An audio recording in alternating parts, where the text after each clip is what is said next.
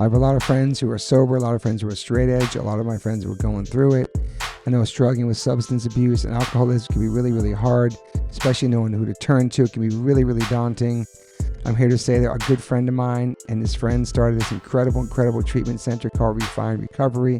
They gave me a phone number, 855-516-3332. You can text, you can call them. It's totally confidential. It's safe. There'll be somebody on the other line to help you out, a compassionate human being to talk to help you navigate the process, the insurance treatments. They accept most of private insurances. You can go refinerecovery.com, Refine Recovery Instagram. I know it's hard, but reach out to somebody, man. People care about you. People love you. People want you to be here for a long time. People love you in their lives. If you're going through it, make this phone call. It's totally private. I know people DM me all the time about going through it and going through sobriety and trying to get straight and trying to take care of themselves. And the struggle is totally real. And Refine Recovery is the definitely move.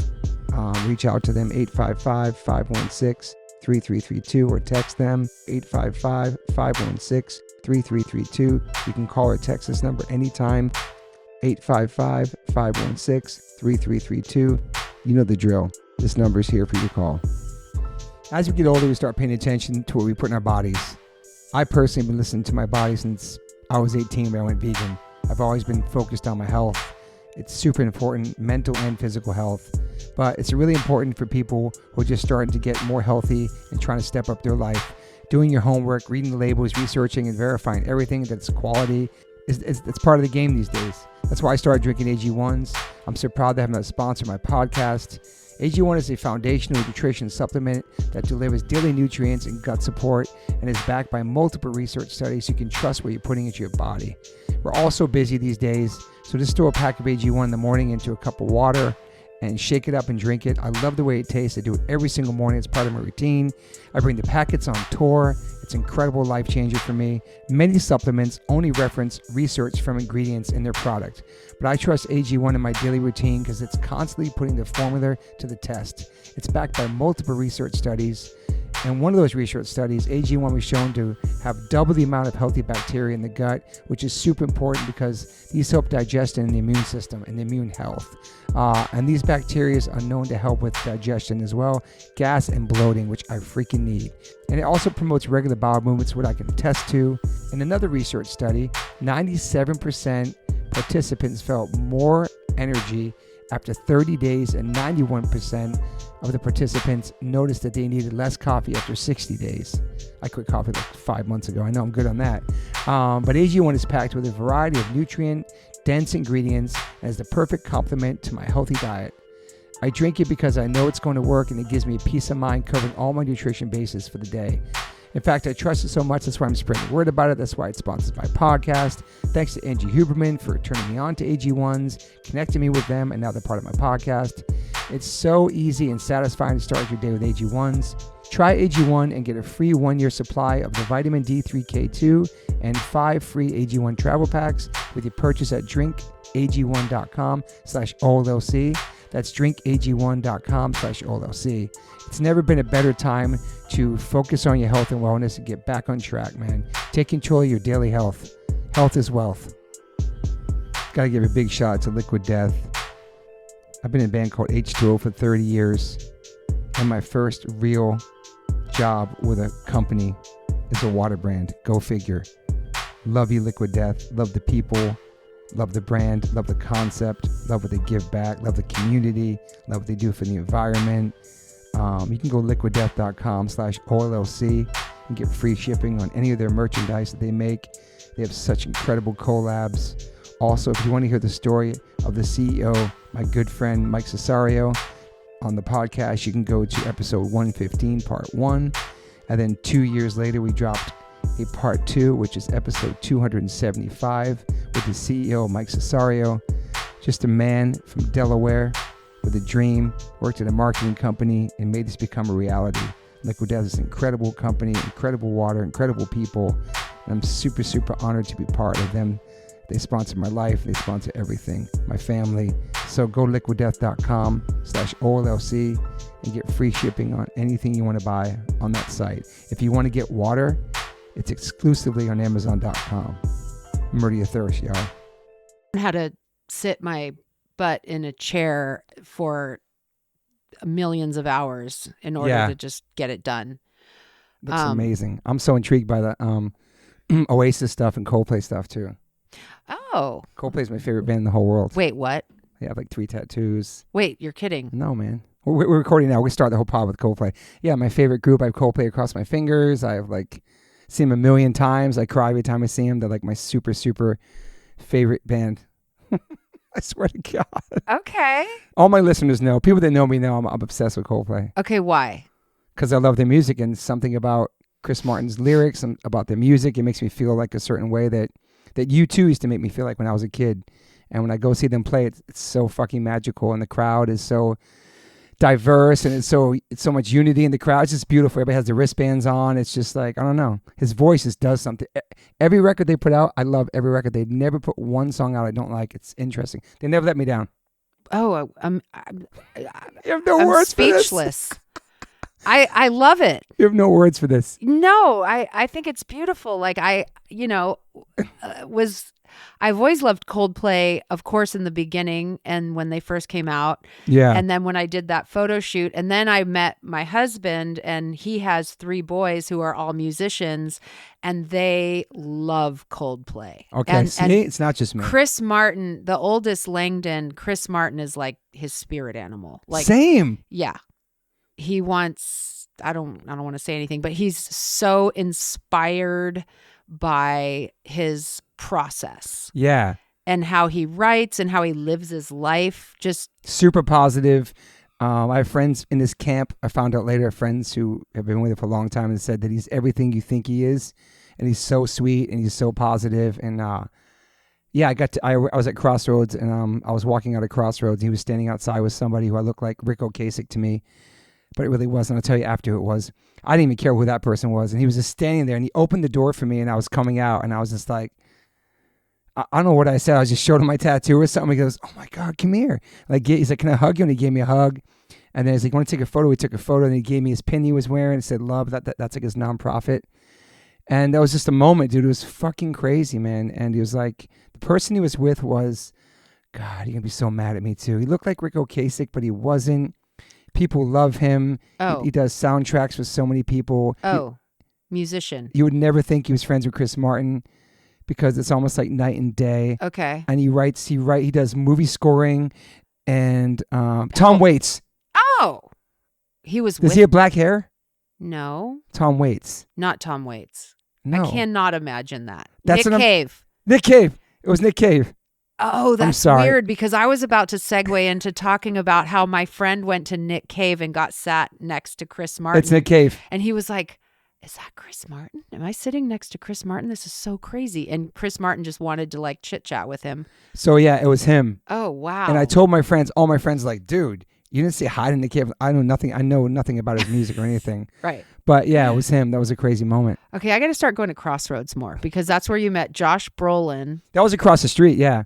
Also, I've been into Crossroads where it'll be Chris Martin sitting in the booth with Jay-Z, just them two together in the corner eating.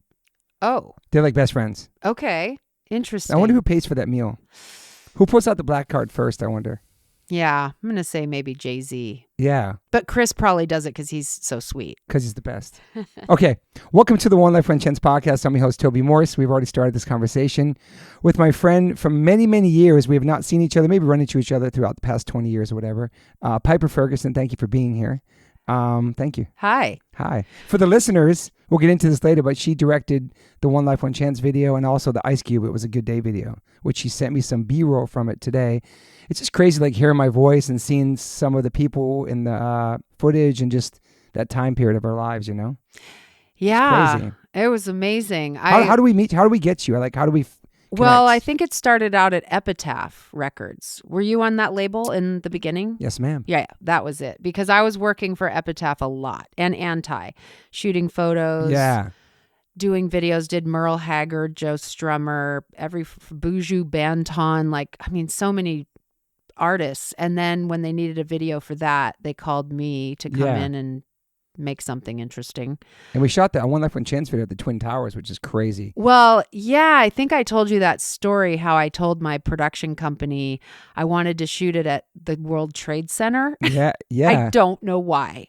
And then I said, I want to use colored smoke bombs. That's right. We did use that. No, we didn't. Because we they were didn't? like, you're not using colored smoke bombs at the World Trade Center. People bomb that place. And Oh I'm my like, no, goodness. nobody's going to care. And they were like, Piper, that is kind of a hot spot for activity. I don't know if it's such a good idea. I literally couldn't understand why they wouldn't let me do the colored smoke. Wow. Yeah. And they wouldn't let me. So I couldn't, but I thought we made a pretty cool video. But there is like flashing of color and flowers and stuff, though. Yes. There is that. Yeah. So that made up for the colorful yes. smoke balls. And then we actually did this thing with the DP where she put filters on the camera, and when we lit you guys a certain way with a color, then it would turn the background a different color. That's right. We're jumping on those little balls Yeah. in front of the World Trade Center. I think I've always been such a mod, in a punk world, that I wanted to do something that felt graphic and modernist in a way, which It was artsy, if I was thinking about it. Somebody, Yeah. somebody posted the other day during 9/11. I was like, oh, wow. I know. I watched through it, yeah. I've been looking for the footage for that video everywhere and reaching out to Epitaph and trying Really?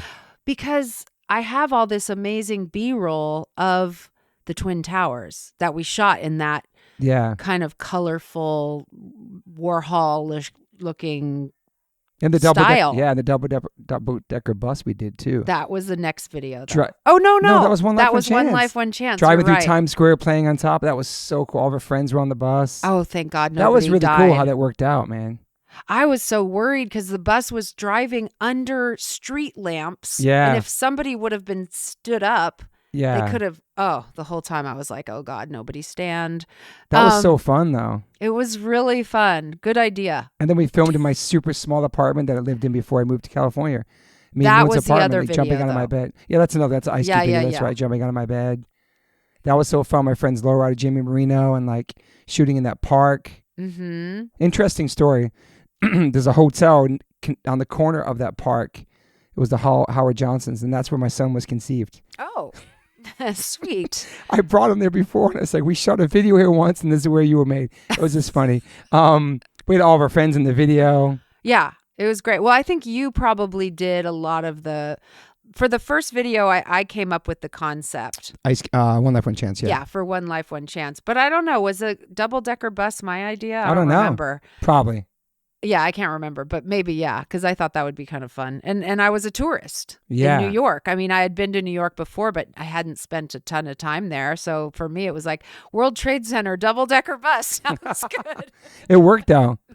How many days was that video, you think? Like shooting? Yeah. One day. Wow. Yeah, we did that all in one day. That's crazy, man. I know. Yeah. And then, The Ice Cube video, the B-roll I watched today, is like just getting us through the Holland Tunnel at the right time and filming that. Just listening to all the conversations and the thing you sent me today, like how like kind of stressful that was and getting the right shot. And yeah. because we didn't have we didn't shut down the tunnel. We just kind of winged it through the tunnel, kind of Yeah. guerrilla style, I guess. I know. I was watching that footage thinking, gosh, I was 26 years old, which isn't that young, but I was very it's bizarre to hear yourself on video talking. Yeah. And then I was like, I'm kind of owning it. Like I'm 26. It's probably my second or third video I've ever done. That's crazy. I did the Hepcat video for Epitaph. Yeah. And then, I hadn't really done that much, but I felt super confident in That's nice. doing. Yeah. Yeah, it was neat to listen back to me being able to sort of run a set and call the shots and I wasn't being rude, but I was Yeah. firm. And I'm like, You knew what you wanted. I'm misdirecting. Yeah, I really love doing that. Yeah, that was really a cool experience, man. That shooting that and the Ice Cube thing, and yeah, It was really fun. And yeah, I'm glad we have that video. And I tried to scan some photos for you today because I have a whole bunch I of got them. a couple of screenshots of like my wife and her friends sitting on Yeah. the H2O box, And you're pushing them. yeah, dude, just like my wife was so young. It's just crazy seeing everybody in that video, and all my friends. Some aren't with us anymore, and some are, and some I haven't talked to in a long time. Just seeing them in the video was just like, wow, that was a cool moment. Yeah, I know. I'm glad we got put together at that time because it wasn't like really my world. Yeah, But I did that video for the Ice Cube one. Ice Cube that one was Priority. for Priority. Yeah. Which my friend Greg Danilshin worked there, and somehow, because I think he liked H2O, then he got me in on that. And then he had me do a Wu Chronicles video, which was like what? Kind of a Wu-Tang video. Yeah. It was Old Dirty Bastards, like dude, nephew or something, or cousin, and then Prodigal Son, Shaheem, aka the Rugged Child. Yes. Oh my goodness. Yes. So I have a whole BTS video of making of that video too. No way, man. Yeah. So I'm like this young, very inexperienced white chick directing all these crazy videos because there wasn't really a lot of people doing it. You know, now that you can throw a rock and hit a music video director, but back then I started out repping music video directors, and I was like, that looks way more fun than being the person sitting at the desk pulling in the jobs for people that aren't good enough or they don't want to do. That's crazy. So that's kind of how I got started doing that. But Petaluma is where you're from, correct? Yes. Yeah. What? That's born and raised, right? Yeah. Did you ever play the Phoenix? I don't know if I did before. Oh, I might have played it. It's not too late. Maybe I've been there in the 90s or something as a roadie, was sick of it all. Maybe, I don't know who I came out there with. I mean, I saw the Ramones there in high school. Damn. I mean, everybody played the Phoenix. Everyone still does. Okay, so it's still you guys there, should do that. Is it a big venue? Big enough. Yeah. Yeah. Yeah. No, I don't think I've ever even been to Petaluma maybe before. the size of the. Gosh, I don't want to. Maybe. I can't remember. It's been so long since I've been there. How far is that from here? Far. Okay. It's like in a car, it's 7 hours. Oh, wow. Okay. Yeah, it's far. But it's a cool punk club. Yeah. How was it growing up there? In Petaluma? Yeah. I mean, it was okay. I don't know. You have siblings? I have 2 older brothers. Were they into cool stuff? They got you into stuff or no? Yes. I mean, have you ever seen the movie The River's Edge? Yes. I mean, that was kind of our life. Wow. It was pretty. That's a crazy reference. I mean, you know, we were stoners growing up. Yeah. You know, a lot of Hessian going on, a lot of flannels, a lot of feathered hair. How were you as a kid? Like, what were you into before you found photography and music and stuff? Like, you're like a normal person? Well, you know, I was into horses. Nice. And I rode horses for a while because, I don't know, That's all cool. girls like horses. And then I went to an Eddie Money concert at the fairground, and I was like, okay, this is cool. And then MTV came out, and I saw this kid, Stevie Roeder, who's actually an incredible skateboarder, and from our town. Okay. Oh, local. Nice. Yeah, he had like a white blonde like pompadour like Brian Setzer, and like a satin jacket, and he was wearing like baggy 501s and Converse. He was cool. He looked like he was a stray cat, and we were in 7th grade or 8th grade or something. I think 7th grade. And I was like, it was the first time I realized you could be an alternative person and not just the people on television could. I didn't know. Like, I just didn't understand because I was from Petaluma's like the chicken capital of the world. You know, it's a cow town. It was. Now it's a little bit. Did it smell like cows? Not terribly, but that was all happening. There was, you know, we went to auctions when we were kids, you know. Wow. It was like, it wasn't totally country because we lived in a suburban track house on the east side of town. So, but there's definitely that element to the town. It was a farming town. Yeah. Now not so much, but it's still there. But yeah, so thankfully, thank God for MTV. Wow. Because that was what I was drawn to instantly. Just exposed to music and everything, culture, all that stuff from that. Yeah, and for whatever reason, when I saw that kid for the first time, I was like, I want to be inside of that world. I don't know why, but I just wanted to. So how'd you get inside? Like, what was your next move from the, start looking up things, or, I mean, there's no internet, so it's watched a lot of MTV, going to the record store. Yeah, that was the move. And then, movies like Pretty in Pink came out and 16 Candles, and then all those soundtracks got really popular, like Oingo Boingo and Tones on Tail and the Smiths. And I remember my friend was telling me about someone she thought was really lame because they went out and bought a Cure and a Smiths record and they hadn't even heard them yet. And I was like, oh, and I clocked it and just like went right to the record store and bought the Smiths and the Cure, and I had never even heard it before. That's how you find out about music. Everybody's a poser at once. Yeah, totally. Wow, that's crazy. Yeah, the record stores was so important, man. Just like, oh, you would go get in line at the Music Coop and get your concert ticket for $25 to go see Billy Idol or The Cult or whoever it was you wanted to go to in the city. Then we would, I did a lot of taking the bus to San Francisco. How long was that? How long was that bus ride? It's about an hour. Oh, that's not bad. Yeah. No, it wasn't bad. So when I would sneak out and take the bus when I was like 14 and just jump off in San Francisco and go cruise around, go to Nana. Yeah, I worked at Nana in New York. Oh, really? Yeah, on Prince Street. Yeah. Oh, cool. Yeah. I know it came from up north. That's where it originated. Oh, it did? Yeah. I think it's L.A. Okay. Yeah, Santa Monica there was one on the Santa Monica Promenade when the Santa Monica Promenade was a little sketchy still. Okay.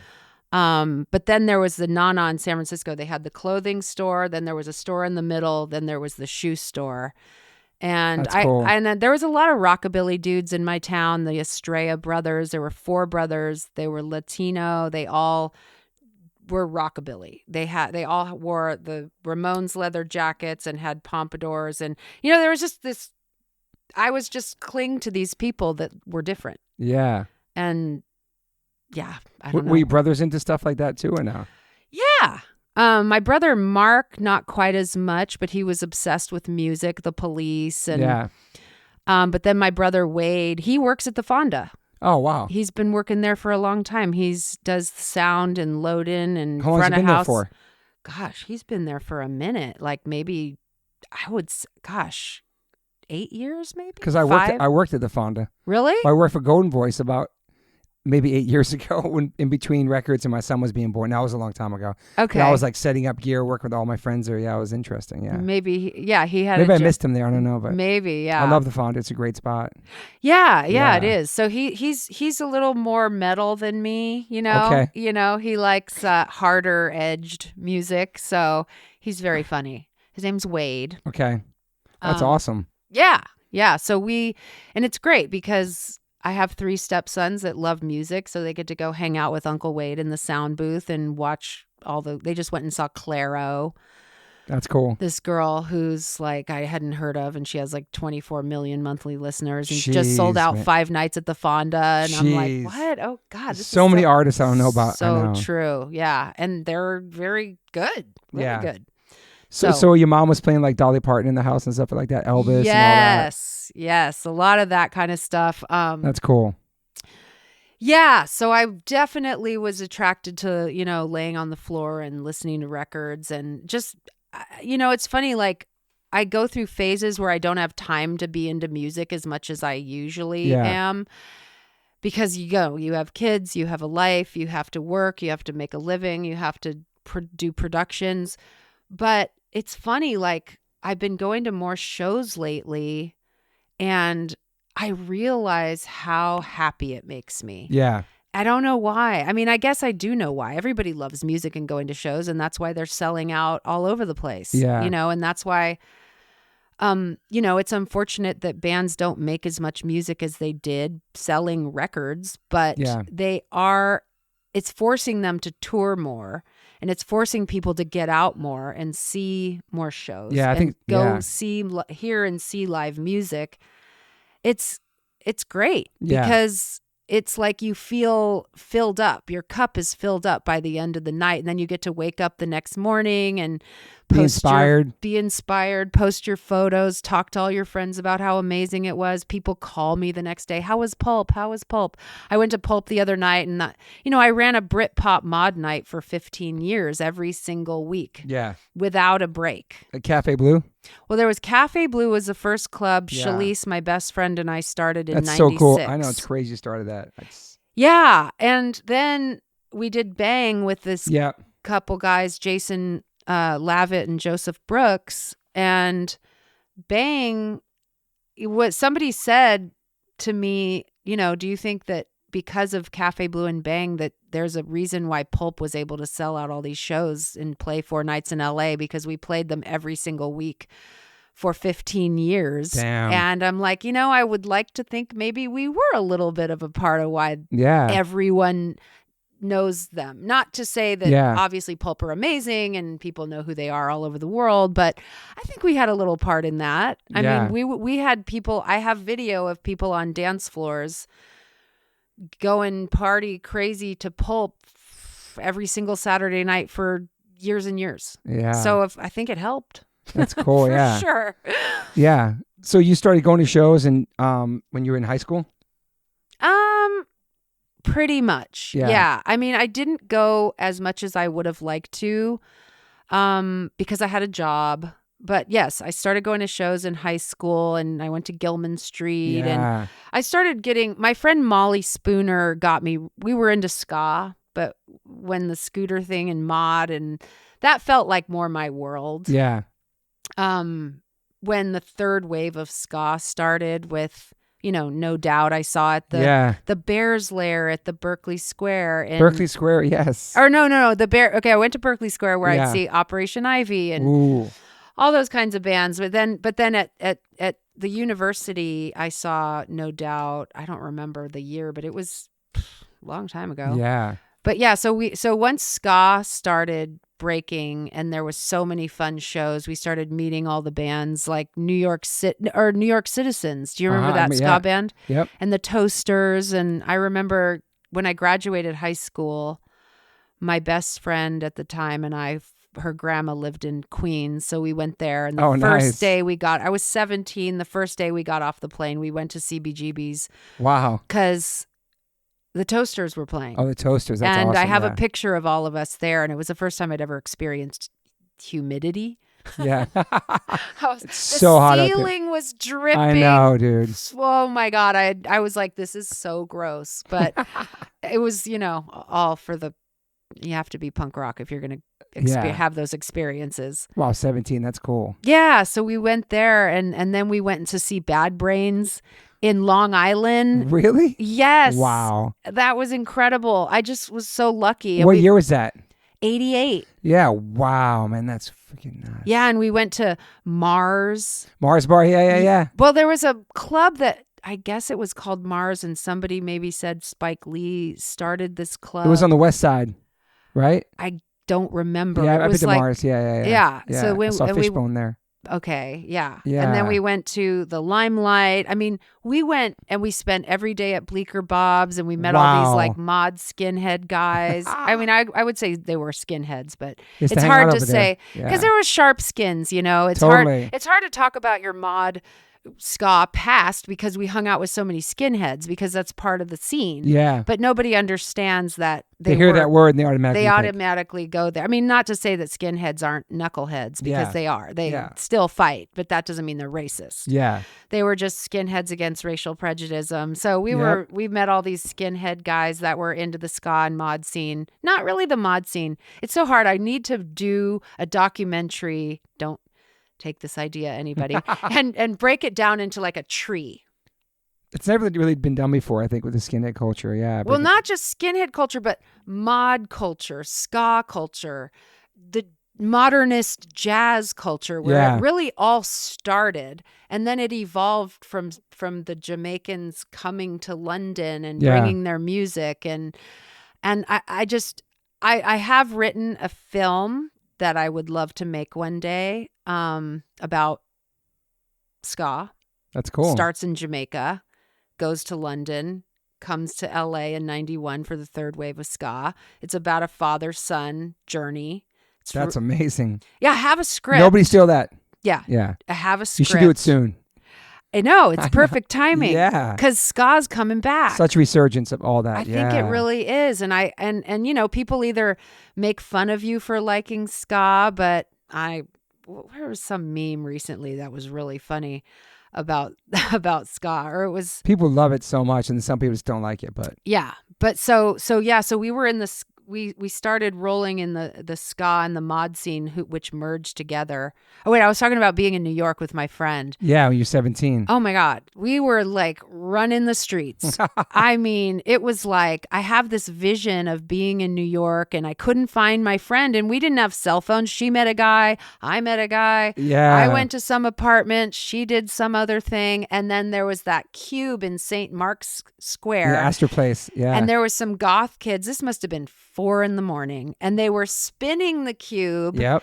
And they had a boom box, and somebody was spinning. It was like this goth kid spinning the boom box, playing Bela Lugosi's Dead. And I was just watching this going, wow, New York's fucking amazing. Yeah, It is the coolest place in the world. Yeah. Because you're just running amok. It's August. It's hot. So hot. You get to be outside the streets running around. The whole world is still up. Yeah. You know, you could. So alive. It was. Yeah. I mean, I think it's still like that. Yeah, it is. I don't go there as much as I used to. I mean, I go to New York, but I don't stay out that late. Yeah, me either. I know. We were there the other night. We came to we landed like at 10 in Jersey. We said, we need to go to New York, get some slices. So we drove to Manhattan till like 2 a.m, found a vegan slice place, hung out, walked the streets. It was packed. Yeah. It was so young though. I feel so much older. Obviously I am older, but it's like a very young vibe, energy, you know? Yeah. Like it was when I lived there when I was young, but yeah. Yeah. It was so great. I mean, I've just been so fortunate to like manifest the life I wanted. I didn't know that at the time, but just all of a sudden my friend was like, let's go see my grandma in New York. Okay. You know, boom. We're CBs. We're at Bleecker Bob. We're seeing Bad Brains. We're doing all the stuff. Like, I didn't know. Just living though. It's awesome. Getting all these amazing. And then I just have cool friends. Yeah. My other friend Molly was like, let's go on tour with Hepcat and Gangster Fun and Let's Go Bowling and all these ska bands. So we just like had her little ska truck. It had like a checkered rooftop. Sick. And we just followed the bands around to all their shows in the truck.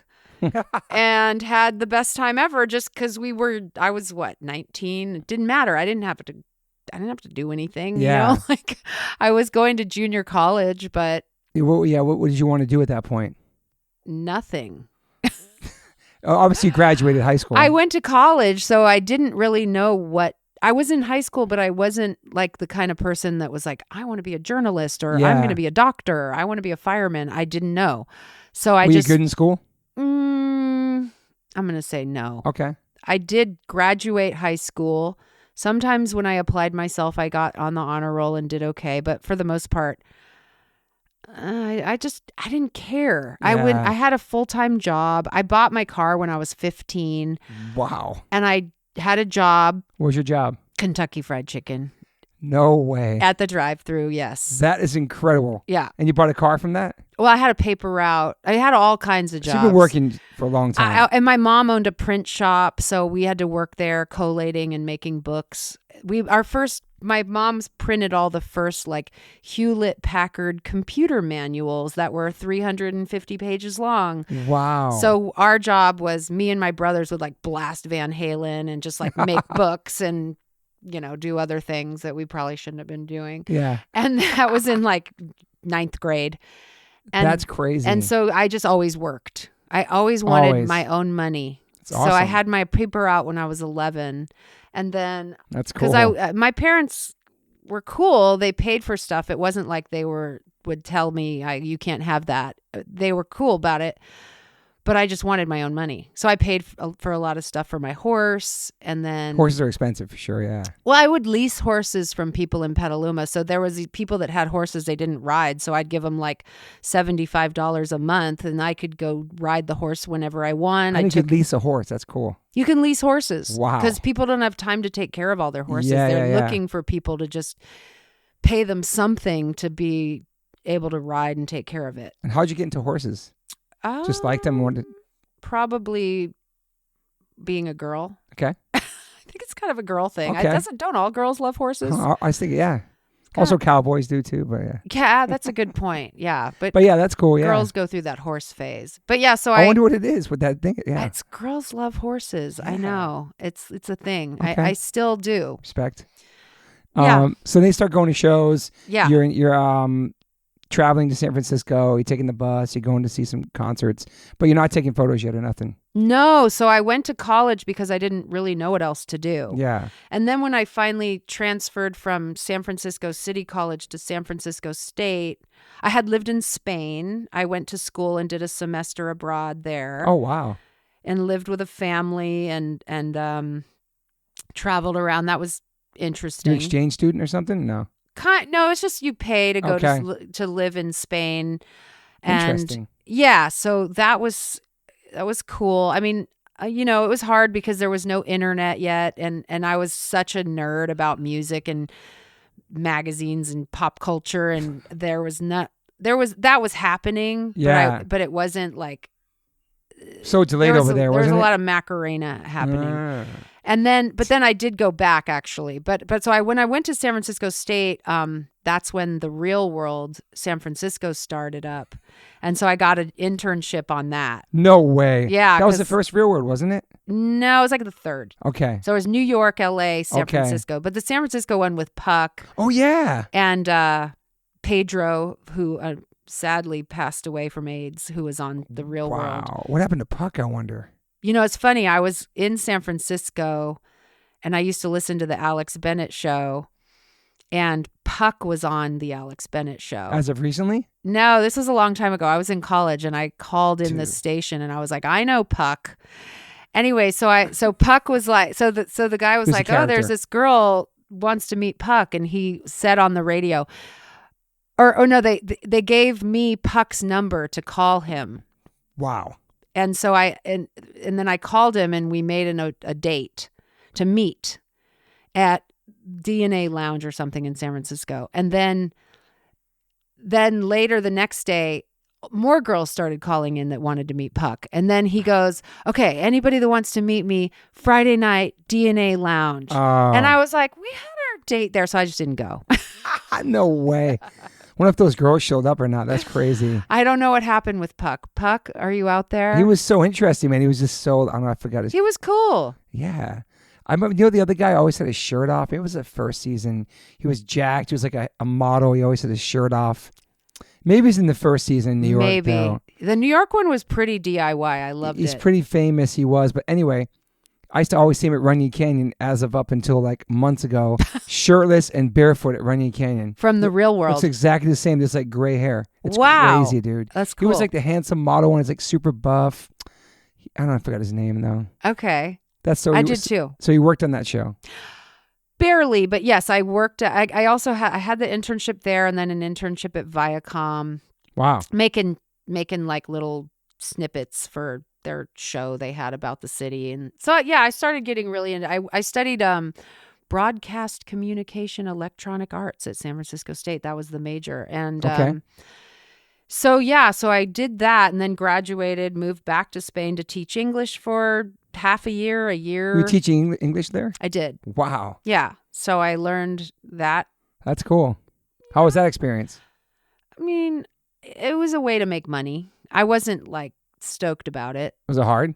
Yes. Okay. It was for me Yeah. because their English was better than mine. Wow. Because they really knew grammar. They're like, what is the difference between neither and either? And I'm like, I don't fucking know. And I can't Google it because I don't have a phone.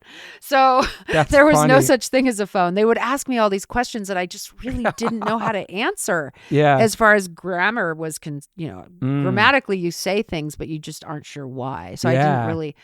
So I was like, let's watch a movie again in English with English subtitles. Did you have a lot of friends over there? Yes, I did. I had a few, not a lot, but we met Americans, and I remember going to the screening of Pulp Fiction when that came out there with a lot of actors, and I saw there was this actor named Koki Maya and Penelope Cruz, and you'd see these people cruising around Madrid, which I thought was cool. That's cool. Yeah, it was a great experience, but it wasn't easy. Yeah. You're still working in a foreign country with no computer or anything yet. That so was 94. Crazy. So crazy to think about life without computers and how we all just survived, and it was just whatever. I know. And just going to phone booths and not having phones to text each other. And I'll see you at the show next week. And then you were at the show next week. It was so much easier to figure things out. I know. I find people. I know when I was in college, it was all about the information superhighway. So excited. And I was just like, whatever. And the fiber optics. That was like. Yeah. When did you open the club? Did you come back and open the club? No. So I lived in Spain. Okay, so I'll just keep going. Let's go, man. I love this. So I lived there and then moved back to San Francisco. Well, I moved in with my parents for a minute, and then I moved back to San Francisco. And I had a boyfriend. I had a boyfriend living in LA going to art center who was my San Francisco boyfriend. His name was Nassan. Shout out to Nassan. Yeah, Nassan Shepherd. And so I moved. Then I had a friend named Dave Fitzpatrick who's like, yeah, I'm working on a movie in LA. And I was like, wait, you're working on a movie? Like I'd never met anybody who'd worked on a movie before. And I just thought, wow, this is the coolest thing ever. You can do that? Like it just didn't compute. And so my boyfriend was here. Dave was working on a movie. And he's like, if you move down here, maybe you could too. And I'm like, fuck. Yeah. Okay, cool. I'm moving down to LA because I want to see if I could be a PA or something. So I moved down, stayed with my boyfriend for a minute. We broke up I don't know, I think the day I got here because he was probably seeing someone else. And it was just done. And what year was that? 95. Okay. So yeah, I moved to Spain in 94 and then moved to LA, I think February of 95. Damn. And then, so I had to live with him still. And share a twin bed. Yeah. Wow. Not together, but that's so awkward. It was kind of brother and sister at that point. Yeah. Because we'd been together for so long, 4 or 5 years. Oh, wow. Yeah. Okay. Yeah. Off and on, mostly on, I think. And I don't know. But then I went on the Hollywood Reporter and started faxing my resume places. And I faxed my resume to a place called Cinetel Films. And it said they needed somebody to be a driver and a projectionist. Okay. So I walk in, I see the receptionist. I knew her from working at Nordstrom in San Francisco. And I was like, wait, dude, oh my God, I want this job so bad. It was like $350 a week. And it's pretty good back then. I called the woman that I knew from San Francisco and I said, do you think I'm going to get the job? And she's like, well, I think they want a guy. And I was like, what? Are you fucking crazy? Oh my God, I'd never had sexual discrimination in my life. So I faxed a letter and I was like, I can do anything a guy can do and I can do it better. And she got the letter and called me and was like, fuck yeah, you're hired. Of course. Wow. Who does that? That's amazing. Yeah. So I got the job. And started, and of course, blew it instantly. She's all, okay, Dennis Hopper's coming in. You're going to run his dailies. And I'm like, what the fuck? Yeah. So. How long did you last there? Oh, no, I was there for a while. Okay, good. Yeah. You made it happen. Yeah. I met so many cool people there. Dennis Hopper, wow, first one. So, yeah. So I'm running. I mean, I had driving scripts around. So I'm I'm picking up La Femme Nikita at the airport and going to Dennis Hopper's house in Venice and dropping scripts off because there was no emailing changes of scripts. I was driving to Gary Busey's house and Amanda Plummer and meeting all these cool people because they were doing all these great projects. And, so yeah, the Dennis Hopper screaming at me because I couldn't sync the sound in the projection booth with the film. So the sync was off and he's all turning around. What the fuck? And I'm like, help. Oh my God. SOS. Somebody thankfully was there and came and helped me and we sunk it and he was able to see his dailies. But so he didn't know how to do that. Obviously he's figured it out. Yeah. Yeah. I got lucky. Yeah. I got lucky that somebody happened to be there that knew. I think it was the guy that I was replacing happened to be there that day. Yeah. What are the dailies? It's just parts of the movie or something? What is it? Yeah. He gets to view his scenes every day. Now they just email them to people or I've watched dailies with people on VHS or. Okay. But back then it was still film. It's crazy, man. Yeah. So they'd show up at the projection booth and sit down in the little theater and they would screen film for the actors. That's pretty cool. Yeah, it was nerve-wracking AF because I was so young and didn't know anything. I mean, I had a Thomas guide in the front of my 82 Honda Civic and I was just like, Wow. what the hell? LA is so huge. And I knew It is huge. I learned LA so fast with that Thomas guide because they were having me drive all over the place. Yeah. And sounds stressful. I was I had one of those big brick cell phones, you know, so I'm in my 82 Honda Civic on the phone with the brick. Those cell phones were so crazy, man. I probably am going to get cancer in my brain. I'm sure this phone's worse than that, but I was on it so much. Like I didn't care. I was just chit-chatting away on the Cinetel Films dime. So how long did you do that for? Probably 6 months. And then they were doing an Alyssa Milano movie, Poison Ivy 2. Oh my goodness. And the art remember that movie. Yeah, the same thing happened. Like the art department showed up and they were hip. Like they looked like my kind of people. And I'm like, whoa, who are these people? I want to hang out with them.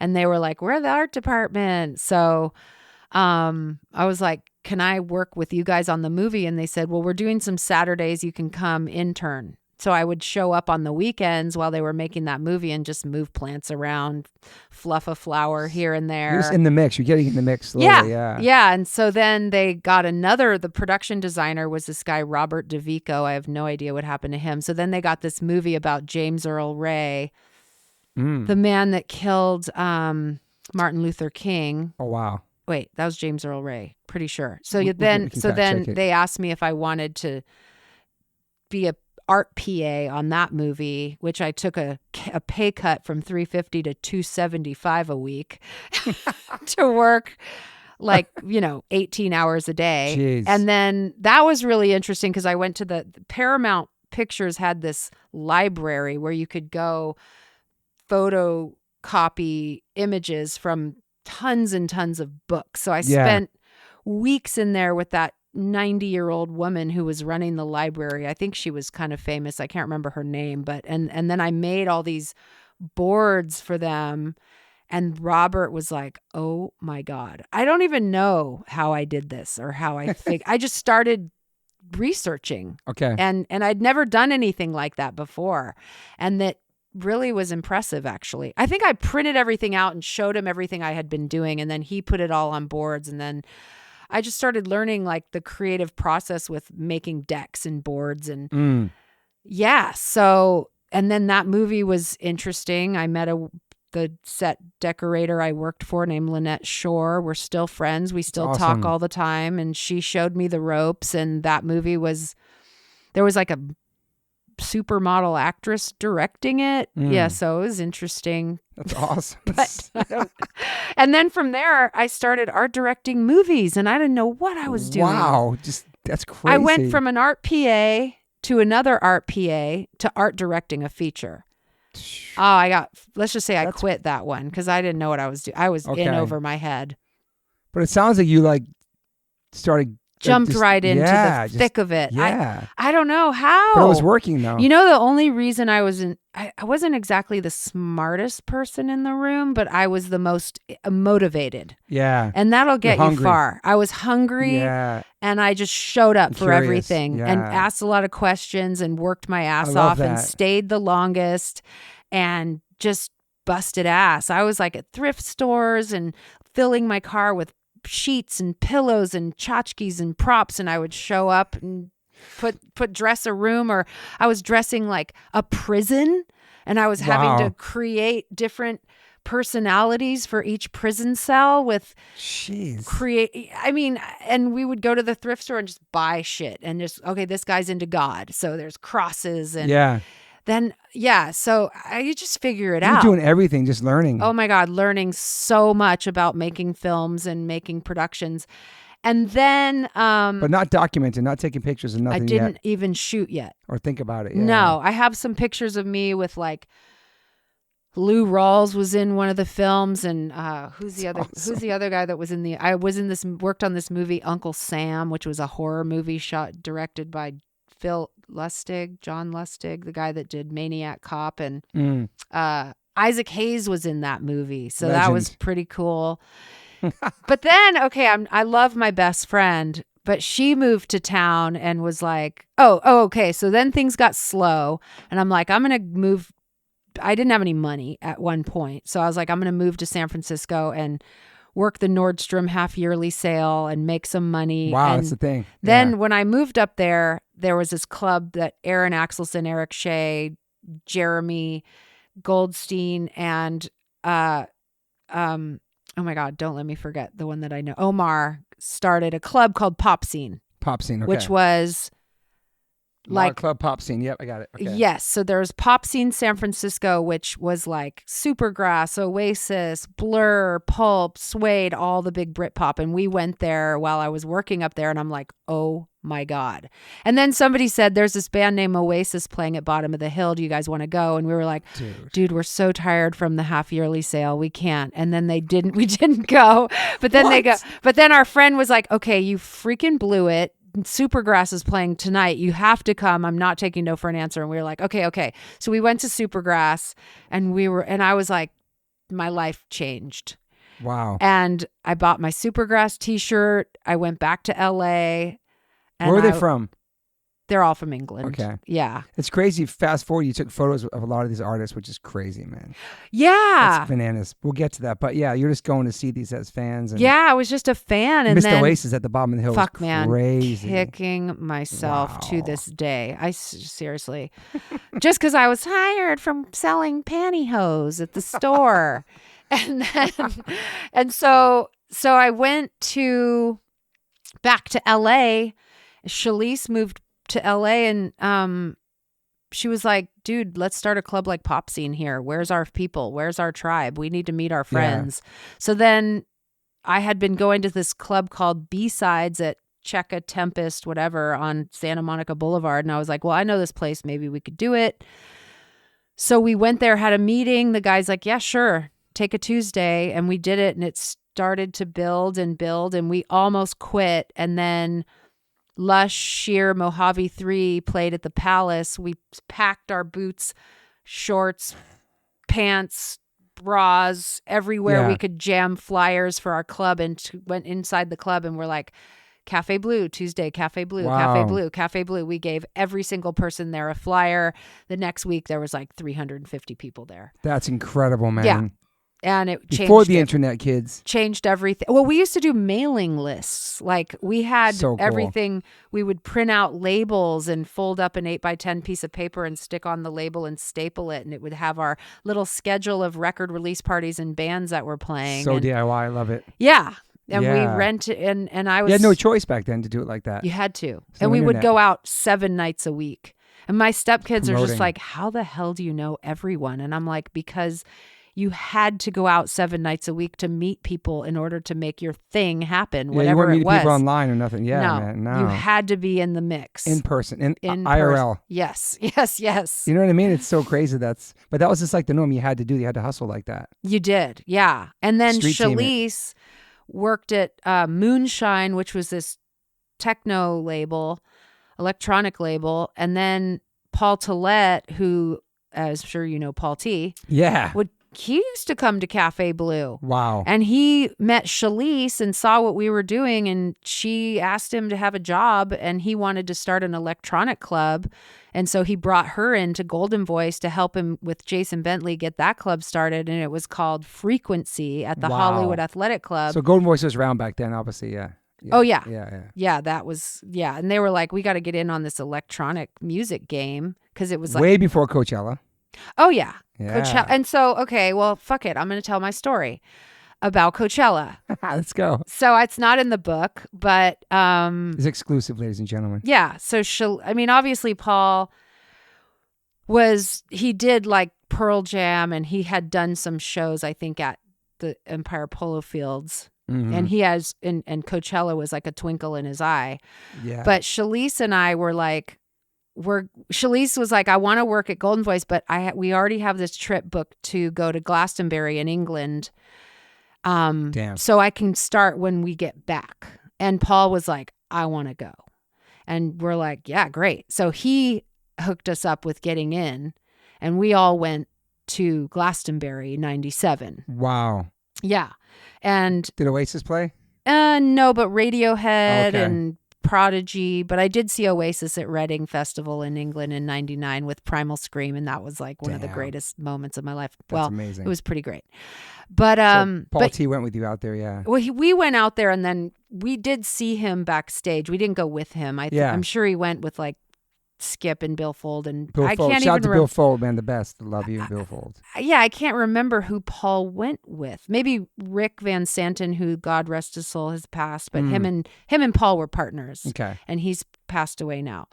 But yeah, so then Paul came back, and it was like, who's going to play Coachella? And we got to really be a part of the making of Coachella. That's awesome. And he was inspired by that, probably. Well, he was already thinking about it, but yeah, that was a big part of the process, the research of how to do it, and we were there at the first one, and Shalise was the marketing director. And the first Coachella, she created these bags that you get when you walk in, and these brands could pay to be in the bag. So the original gift bags? It was like an original gift bag. Okay. Yeah. So there was like CD singles, magazine stickers. So if you have a Liquid Death, you can put it in the bag. Totally. And so she had made all these bags. So we were having a hard time. We didn't have the manpower to fill the bags the night before because we had all the stuff. Yeah. And there was only like 10 of us trying to make these bags. Anyways, I went to the local high school. They were having a football game out there. I got on the loudspeaker. I was like in my little VW Golf, and I'm like, anybody that wants to go to this music festival tomorrow, come out to the polo fields and help us fill bags, and you can go for free. And I have my car as like a clown car filled with kids, and their parents are driving them out to the polo fields. And Shalise just all of a sudden sees all these people coming towards her to fill bags. Dude. Yeah. We have so many stories about helping start Coachella. And even I remember we slept under the main stage before in a car. Like me and my boyfriend at the time we just drove his truck underneath the main stage and slept. Jeez. Wow. The very beginning. A lot of fun. How big was the first one? Wasn't that crazy big, right? I think there must have been 20,000 people. The first one. Okay. Yeah, with Rage. That was scary. Oh, yeah. God, I could talk about Coachella forever. Dude, that's 20,000 the first one. That was 99. That was like hundreds of thousands. It's crazy, dude. Yeah. Rage was scary. That was a scary one? Well, Rage was so big. Because it was right after Woodstock in New York. So because of the melee and insanity that was kind of energized, that concert experience that happened in Woodstock. Yes. It just kind of, people were afraid it was going to copy and paste onto Coachella because it was already a thing with this band that was creating so much energy and rage that all of a sudden there was like angst. Fires happening in the middle of the field. They were burning piles of bottles, and I'm like, well, why is this happening? Like, I didn't get it because I'm like, how is this a thing? And it was almost like the fuel was the fire was being fanned by the conversation going around at the time. Yeah, it was almost like it was meant to happen. Mm-hmm. Because it was brewing. Because everyone was like, I hope that doesn't happen. Yeah. But it just was fanning. The anticipation was high for it. I don't know. Yeah. I don't want to talk about it like it was. Because people want to copy that too. And I don't know. Like, would it have happened that way if it hadn't happened at Woodstock right before? Yeah. I don't know. Maybe it wouldn't have. Maybe it would have. I'm not sure. Yeah. But there was no video of us up it online or nothing back then to watch and say. No. It's just like hearsay. This I heard what happened there, I guess, right? Yeah, I was in the photo pit with maybe 5-6 other photographers, and they were like, everybody out, the barricade's gonna break. Oh, man. So I just got myself on stage and shot it from there. So that was crazy. That's crazy. It was cool. Rage was one of the best live performances I've ever seen. Yeah. They're incredible. Yeah. That feeling you get from seeing and hearing and experiencing that kind of that level of intensity. Yeah, it's real. Power. They're really powerful, man. Yeah. Definitely real. Yeah. He's an amazing front man, and that music's just it gets people, man. Yeah. Mm-hmm.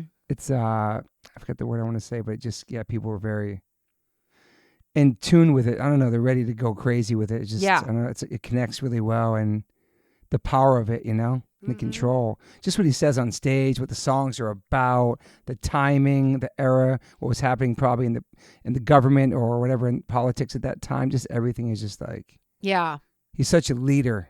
He is. Yeah. I know. I wish they would play more. I know. It's over. They announced it's not playing no more. Yeah. I guess not. We'll see. Yeah. I mean, Slayer's coming back. They were broken up for 3 years. Slayer. Oh, cool. They broke up 3 years ago, so. And they're coming back. Mm-hmm. Oh, great. Riot Fest this weekend. Yeah. Oh. Yeah. Is that in town? Not Chicago. Okay. But yeah, Rage, man. Incredible, man. Just powerful. Like, yeah. And that's not even my jam. You know that. Yeah. Like, that's not my thing. But I have major respect for them. Yeah. And actually, that photo I took of them was my first real, photo I got in Spin magazine. Yeah. They were Band of the Year.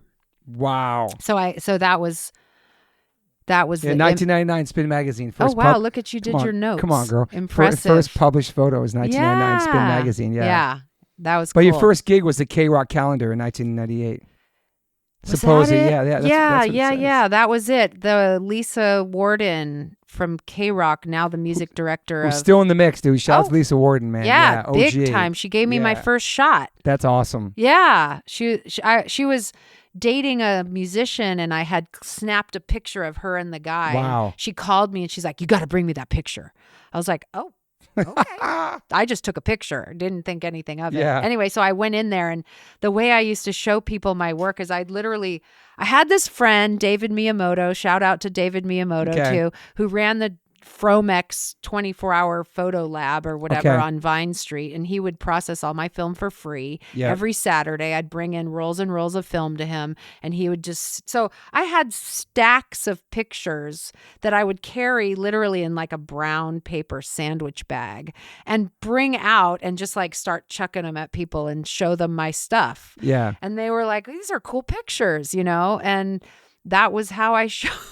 That was my Instagram. That was your portfolio. Yeah. And so Lisa was like, "These are pretty cool. You want to shoot the calendar?" And I'm like, "Yeah." So my first gig, it was real money and everything. That's cool. And my friend Apollo Starr had a studio called Superstar Studios on Santa Monica and Cole Street in Hollywood. And, they had a Hasselblad, they had backdrops, they had strobes. I didn't know how to use any of that stuff. And he taught me. I was just so lucky that I was surrounded by people that were just game to be. I feel really fortunate. Everyone was Piper supporter. It's awesome. Thank you, everybody. I know your first camera was a Pentax or something. Your first small I had camera. a little Pentax I got at Sammy's. Yeah, and so what inspired that to start taking photos? How did that? Oh my God. So I know your first portrait was a guy named Marion or something. Marion. That was one of them. Maddie I can't say. Maddie Libatique is a cinematographer who was my friend. He's a big deal. Yeah. Now. I looked him up. He's big. Yeah. Yeah. He shoots everybody's movies. But anyway, he was okay.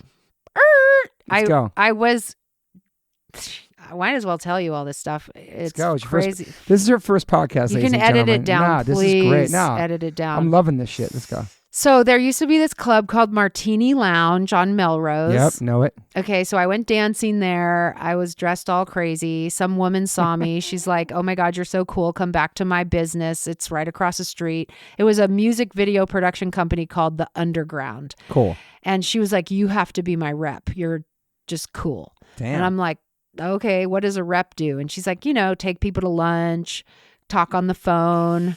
I'm like, "I can do that." Yeah. Eat lunch and talk on the phone. Yeah. Yeah. I'm like, I can do that. Well, obviously that is not at all as easy as what it was. is. Yeah.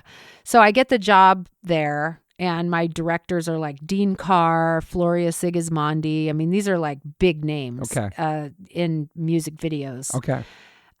So the first job we were doing was Marilyn Manson, The Beautiful People. No way. Yeah. We did Eazy-E.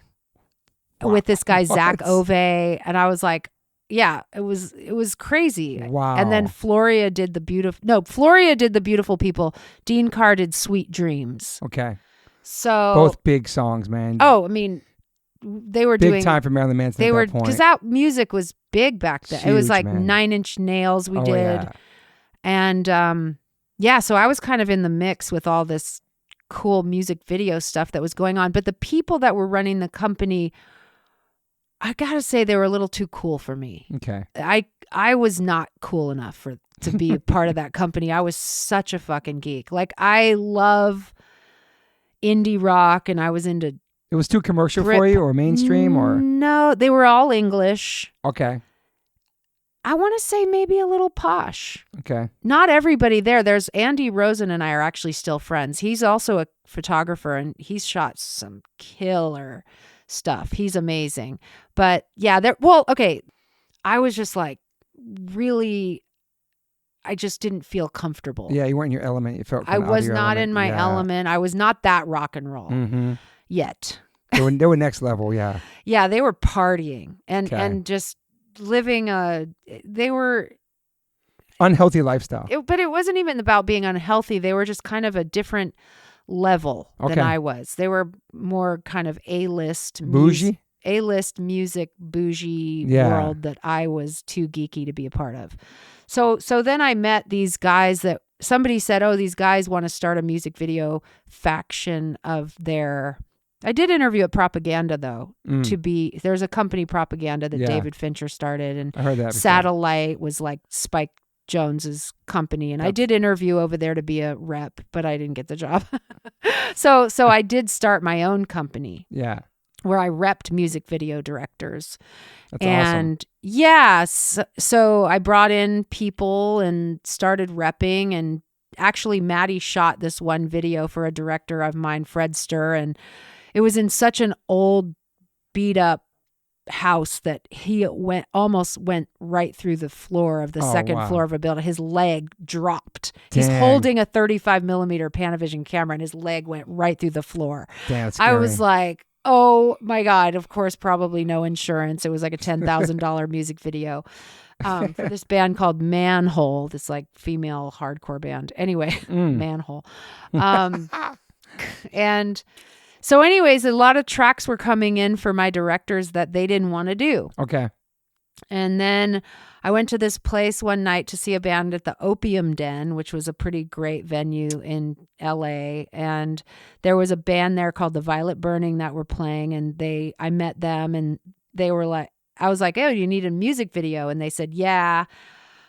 And I go, oh, what's your budget? And they were like, oh, yeah, we can't afford whatever you're doing. It's only like $3,000. And I'm like, I'll do it. And they were like, they go, really?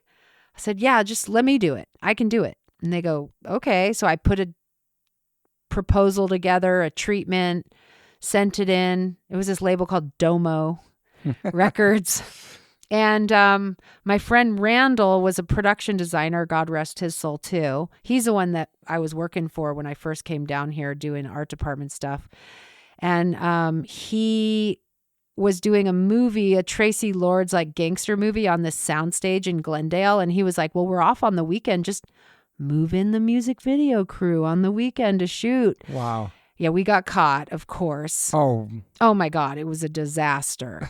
I mean, because I was using blacklight paint, blacklight sprinkles, like everything was blacklight. Who caught you? Like, what happened? So with the next Monday, when everybody came in to work on the video, they're like, what the hell? We didn't take the blacklight gels off the lights. There was blacklight makeup on the clothes. There was blacklight sprinkles everywhere. I didn't clean up good enough, I guess. Yeah, so I had to go to the film, and my friend almost got fired, and he's like, you have to show up here and tell them what you did. And so I did. But the guy was like, man, you're probably going to go far in this town. Really? Yeah. He's like, whatever. So he didn't Sneaking care. on the weekends. That's amazing. Yeah. So we shot the video. It came out pretty cool, actually. And then the DP was Drew Thomas, who I ended up bringing in to shoot the first Coachella. Okay. And he did the Coachella doc. And Paul T actually asked me to do the Coachella doc and film Coachella first. Wow. But I was like, I don't think I'd be the best person to do that. I'd rather just take pictures. Yeah. And so Drew, who shot my first music video, did come in, and he ran the film crew at Coachella for many, many years and did the doc. That's awesome. The first doc. Now there's two. two. Yeah, it's a great doc. So Drew was like, you should get a still camera. So you can understand lighting and film stock and exposure and f-stop and composition, all the things that you need to know to become a better director. So that's when I went to Sammy's. I got my camera. Shalise and I were doing the club. I'm like, okay, this is a great place for me to practice taking pictures. Yeah. So I started just shooting everywhere I went, everything. I shot pictures and my friend David would process all the film. And then the bands at the club that I was booking everybody saw me with a camera all the time. And then they were like, hey, why don't you do a band photo for us? We need a portrait. So that's when I asked Maddie. That's awesome. Can you help me do my first shoots? And he did. And just in the mix. Yeah. Yeah. So then from there, I just had a couple band shoots under my belt. And then more and more bands started asking me to do photos, pretty much because there really wasn't a lot of people to ask. Yeah. And there were so many bands popping up everywhere that I shot constantly. All week long, yeah. Yeah, and doing the clubs. Yeah. So it wasn't like I was doing huge artists, but there was just, I wasn't making a ton of money. Yeah. But I was just happy and doing what I loved. Just surviving. I wasn't, I met other photographers that were wanting to be doing when I would meet a photographer that was doing ad campaigns for Max Factor and makeup ads. And I was just like, that's crazy. I couldn't even wrap my head around what that looked like. Yeah. Because it was just me, my camera, a couple strobes, one assistant, get some band photos in the can, hand off the film, whatever. It wasn't, I don't know. I was so DIY about everything. I just didn't know how to go next level. Did you have a job besides, you said the club and you were taking photos? That was it pretty much. Then I was repping directors, and then eventually I was able to stop that job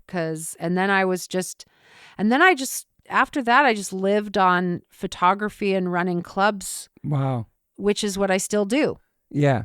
And it's amazing. Yeah. I've not had a job since. So. Wow. Yeah. Since working at the spot with the sales. Working at the repping music video directors. And I think that was 96. I ended that. Wow. Yeah. So I've just been your own boss since. Being my own boss since. It's incredible. Yeah. That's crazy. Amazing. That's a long time. I didn't think of it like that. But that's 96. That's a long time. Yeah. So, and doing the clubs and photography was great because I could shoot whatever I wanted to because I was making a lot of money at the clubs. Yeah. So I was able to, it probably hindered my career a lot because I was making more money at the clubs and then I didn't charge enough as a photographer. Yeah. Cause you already had, interesting. Yeah. Cause I had. You lowballed yourself. Yeah. I did. I did. Plus you probably did favors for friends and my do that. God. Yeah. Still do. Yeah. Love you, friends. Support your friends, but don't support your friends. Right. It's interesting how that works. Yes. Especially in the music world, man. Oh my God. There's a lot of people who are entitled to things, I think, in the music industry too. It comes around. Oh yeah. Yeah. You know what I'm saying? But yeah. But you paid your dues though. And then some. Yes. Yes. So you start making money now, taking photos and doing videos. You start really I want to do more videos. Yeah. I do a lot but back then though. Oh yeah. Start making money and just getting and then it was there. so fun doing the club and doing the photos at the same time because then I met Alan Sartorana, who owned Filter Magazine, and he was the one that was like, okay, Coldplay, Piper's got to shoot him. She's got the Britpop Club. So my club was used as the marketing vessel for all of these magazines and record companies. So it just worked. Yeah. Because we did a record release party every single week for the bands that I was shooting. Yeah. And it was all interconnected. And it was all marketing. Yeah. I didn't think about it like that at the time. Yeah. I thought of it as me loving music and getting to do this club and everything. I didn't realize that it was actually marketing. Mm-hmm. You don't think about it. You're just having fun. Yeah, you're in the moment. Just doing it because you love it. Yeah. Yeah.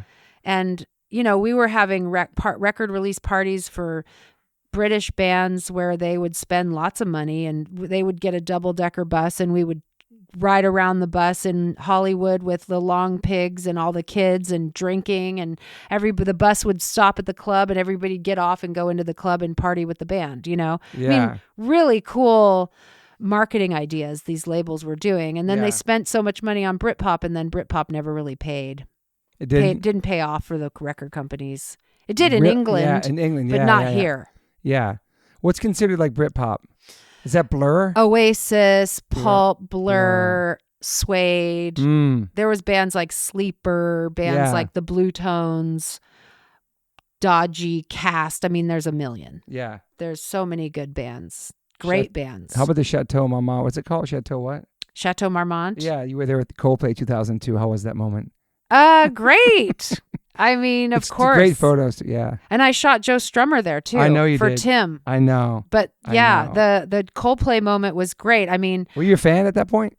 Of who? Coldplay. Yeah. Cool. Oh, yeah. Because we had been playing Yellow at the club from the first album for a long time. And so that was such a huge song. Yeah.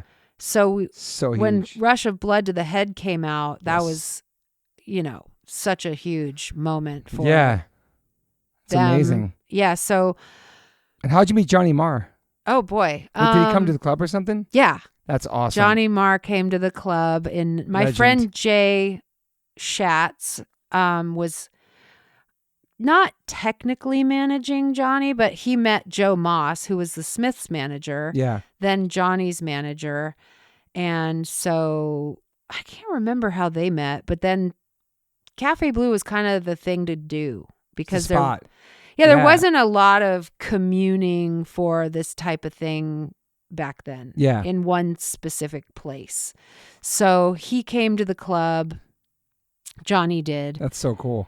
Yeah. And then through that, he was producing a lot of the bands that were playing at the club. There was a band called Haven. Mm-hmm. They would play the club, and then I would do their photos. And then we all went to CMJ in New York together. And then CMJ. Yes. And Johnny produced Marion too. Okay. So that's why I shot Marion. Got you. Because Jay was friends with Marion and Johnny and Joe. And so there was this whole thing happening in Manchester, this kind of indie band, more indie rock than Britpop. Okay. So then those indie rock bands would come and play Cafe Blue that Johnny was producing.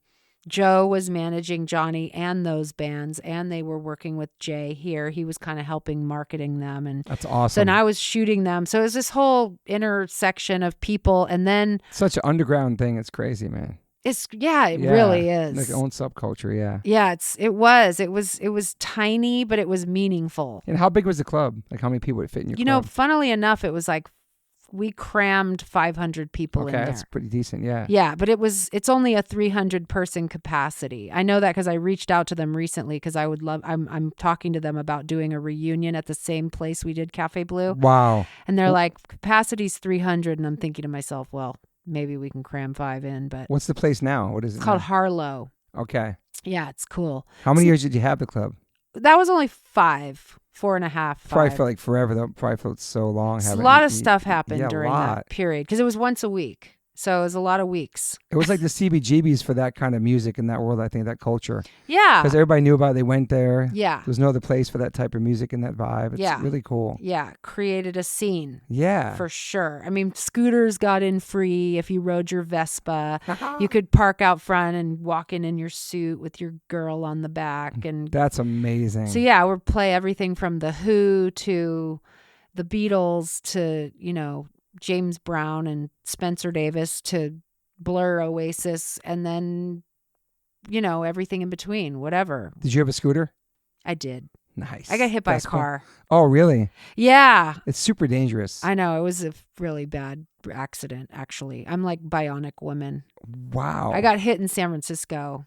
There was a kid recently it posted online. I don't know who he was. I just saw something that his same exact accident. Scooter. Wow. Someone took a left turn. Boom. It's great we're talking about this because I had this discussion a couple months ago about my wife wants a Vespa really bad. No. I know. So what do you say? Because it's 2 miles from the house. I'm like, there's so many things that could happen within 2 miles from this house. I don't care if you take Pico Boulevard all the way to your job. And then I asked Brolin, because Brolin's like a motorcycle guy, and he wrote absolutely not. He's like, it's in the top 5 of like the most dangerous things you could ride. As a Vespa, like a scooter. Yes. So sorry, Moon. We shut her down. She got shut down by everybody, but I was just like, she really wanted like a cute baby blue one. I'm like, that's cool. No. Nah. They're super cute. I know. They have to be. Yeah. So where can you ride a Vespa? In like a small town somewhere or something? You just don't. I know. I mean, well, look, I was in San Francisco 2 weeks ago at a scooter rally. Oh, really? Oh, yeah. That's still awesome. go to all that stuff. That's amazing. Yeah. And a lot of people that I know have been riding scooters since the 80s. So it's a whole fine. underground subculture as well. Yeah. The Vespa. Yeah. I mean, but the difference is the odds are, first of all, these guys have tons of experience. Yeah. The one thing I wish I would have done is taken a defensive driving class. Because I didn't know how to react when I got in the accident. And if you take a defensive driving class, you know how to react. Like what I should have done was put the gas on and punched it and went through the light. But what I did was I froze and slammed on the brakes, which was exactly what this kid did I saw online yesterday. You see the car, and so you grab the brake and freeze, as opposed to going full throttle and then missing them. They'll miss you because you'll go past. Through an intersection. Yeah. Right. Yeah. Intersection. Yeah. Yeah. You get hit from behind, or you got... I got hit sideswiped. Damn. But yeah, no. Look, it's just a matter of time. How bad did you get hurt? Well, it was interesting. I broke my femur in half and the bottom half of my leg in half, and then cuts and bruises. But I went to the hospital. But what happened was the cartilage from inside the bone got into my bloodstream and then filled my lungs and it was like embolisms.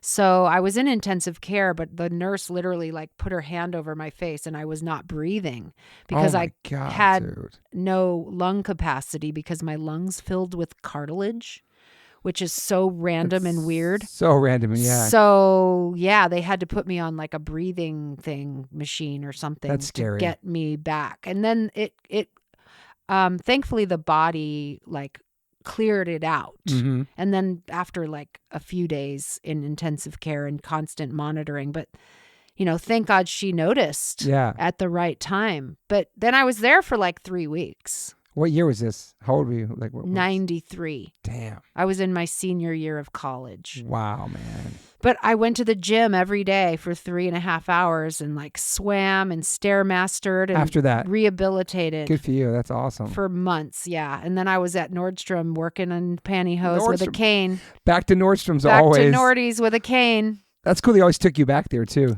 That place is a great company. Okay. It makes me sad that the San Francisco Center closed down their Nordstrom because like that's a really good company. They're super good to their employees. Wow. It's good to know. Every time I would leave, they were like, you're always welcome back. That's amazing. Yeah. Good benefits, all that stuff. Yeah. Actually, I had just gotten health care when I got in the accident. Perfect. I had 2 months I had health care.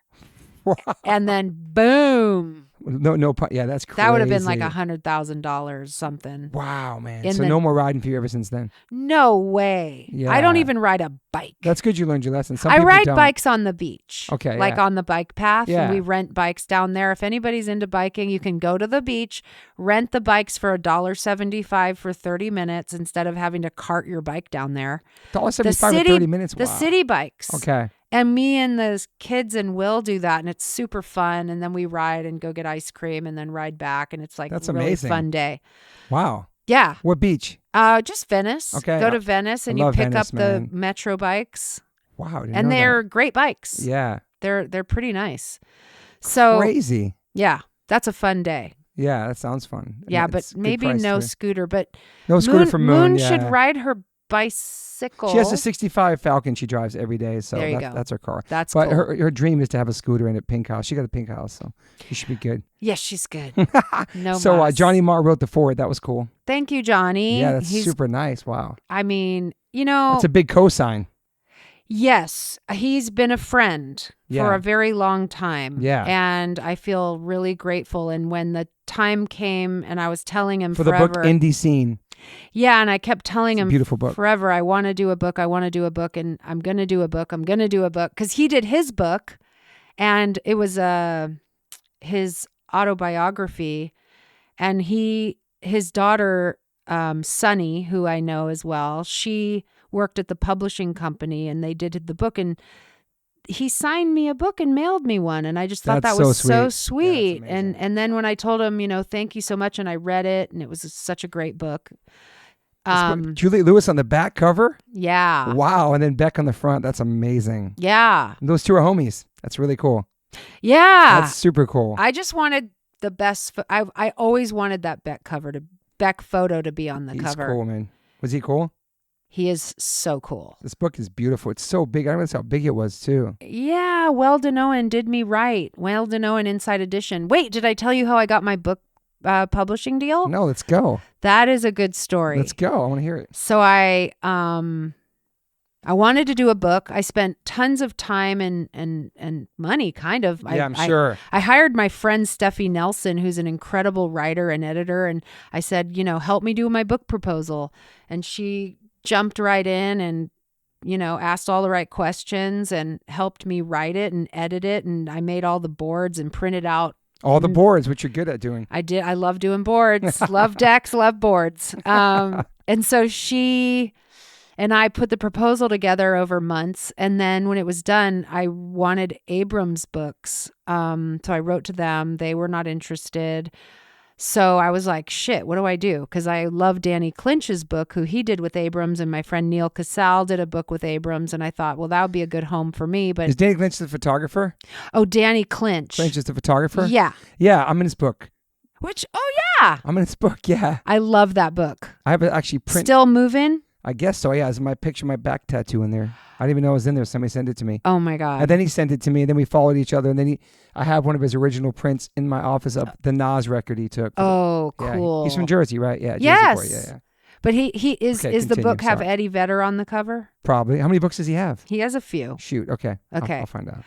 But so, yeah, I love Danny's book. I'm obsessed with it. That's cool. Yeah. So I wanted a book like that. And so anyways, he wasn't interested, or the publisher wasn't able to do it. So I went to the bookstore and just started looking at books. Yeah. And then I saw this book called The Decade That Rocked about 80s metal. And I'm like, this is a cool fucking book. And it was like Van Halen, Motley Crue, Ozzy, everybody. And I'm like, okay, this is such a great book. I want who published this book. And I looked, and then I went on Amazon top 100 music books, and there was Decade That Rocked, and I saw the publisher. I went on LinkedIn. Good old LinkedIn. I found the owner of the publishing company. I dropped my Dropbox link to my proposal in a message on LinkedIn, and the next day I had an email saying, let's do a book. No way, man. LinkedIn. That's incredible. Yeah, just a cold call. Shot your shot. I love that. And it just worked. went for it. That's amazing. It was I cried. That's tears like shot out of my eyes. Wow. I was like, what? That's beautiful, man. It was. You just did it. Yeah, that's awesome. Who's thunk? Like, nobody ever does that, but they liked it. They liked the work. This guy, Roger Shaw, he's the person that, he does so many cool books with them. He's one of the heads of the company. Yep. So yeah, he loved it. And then at one point, after I had already edited the book, he's like, wait, we should do an indie rock book. And I'm like, uh-oh. Because we had basically finished the book. Oh, wow. Yeah. I flew the designer from England because he's English, and he stayed at my house for 2 weeks, and we knocked out a book, and then we decided to do an indie rock book. Wow. At the last minute.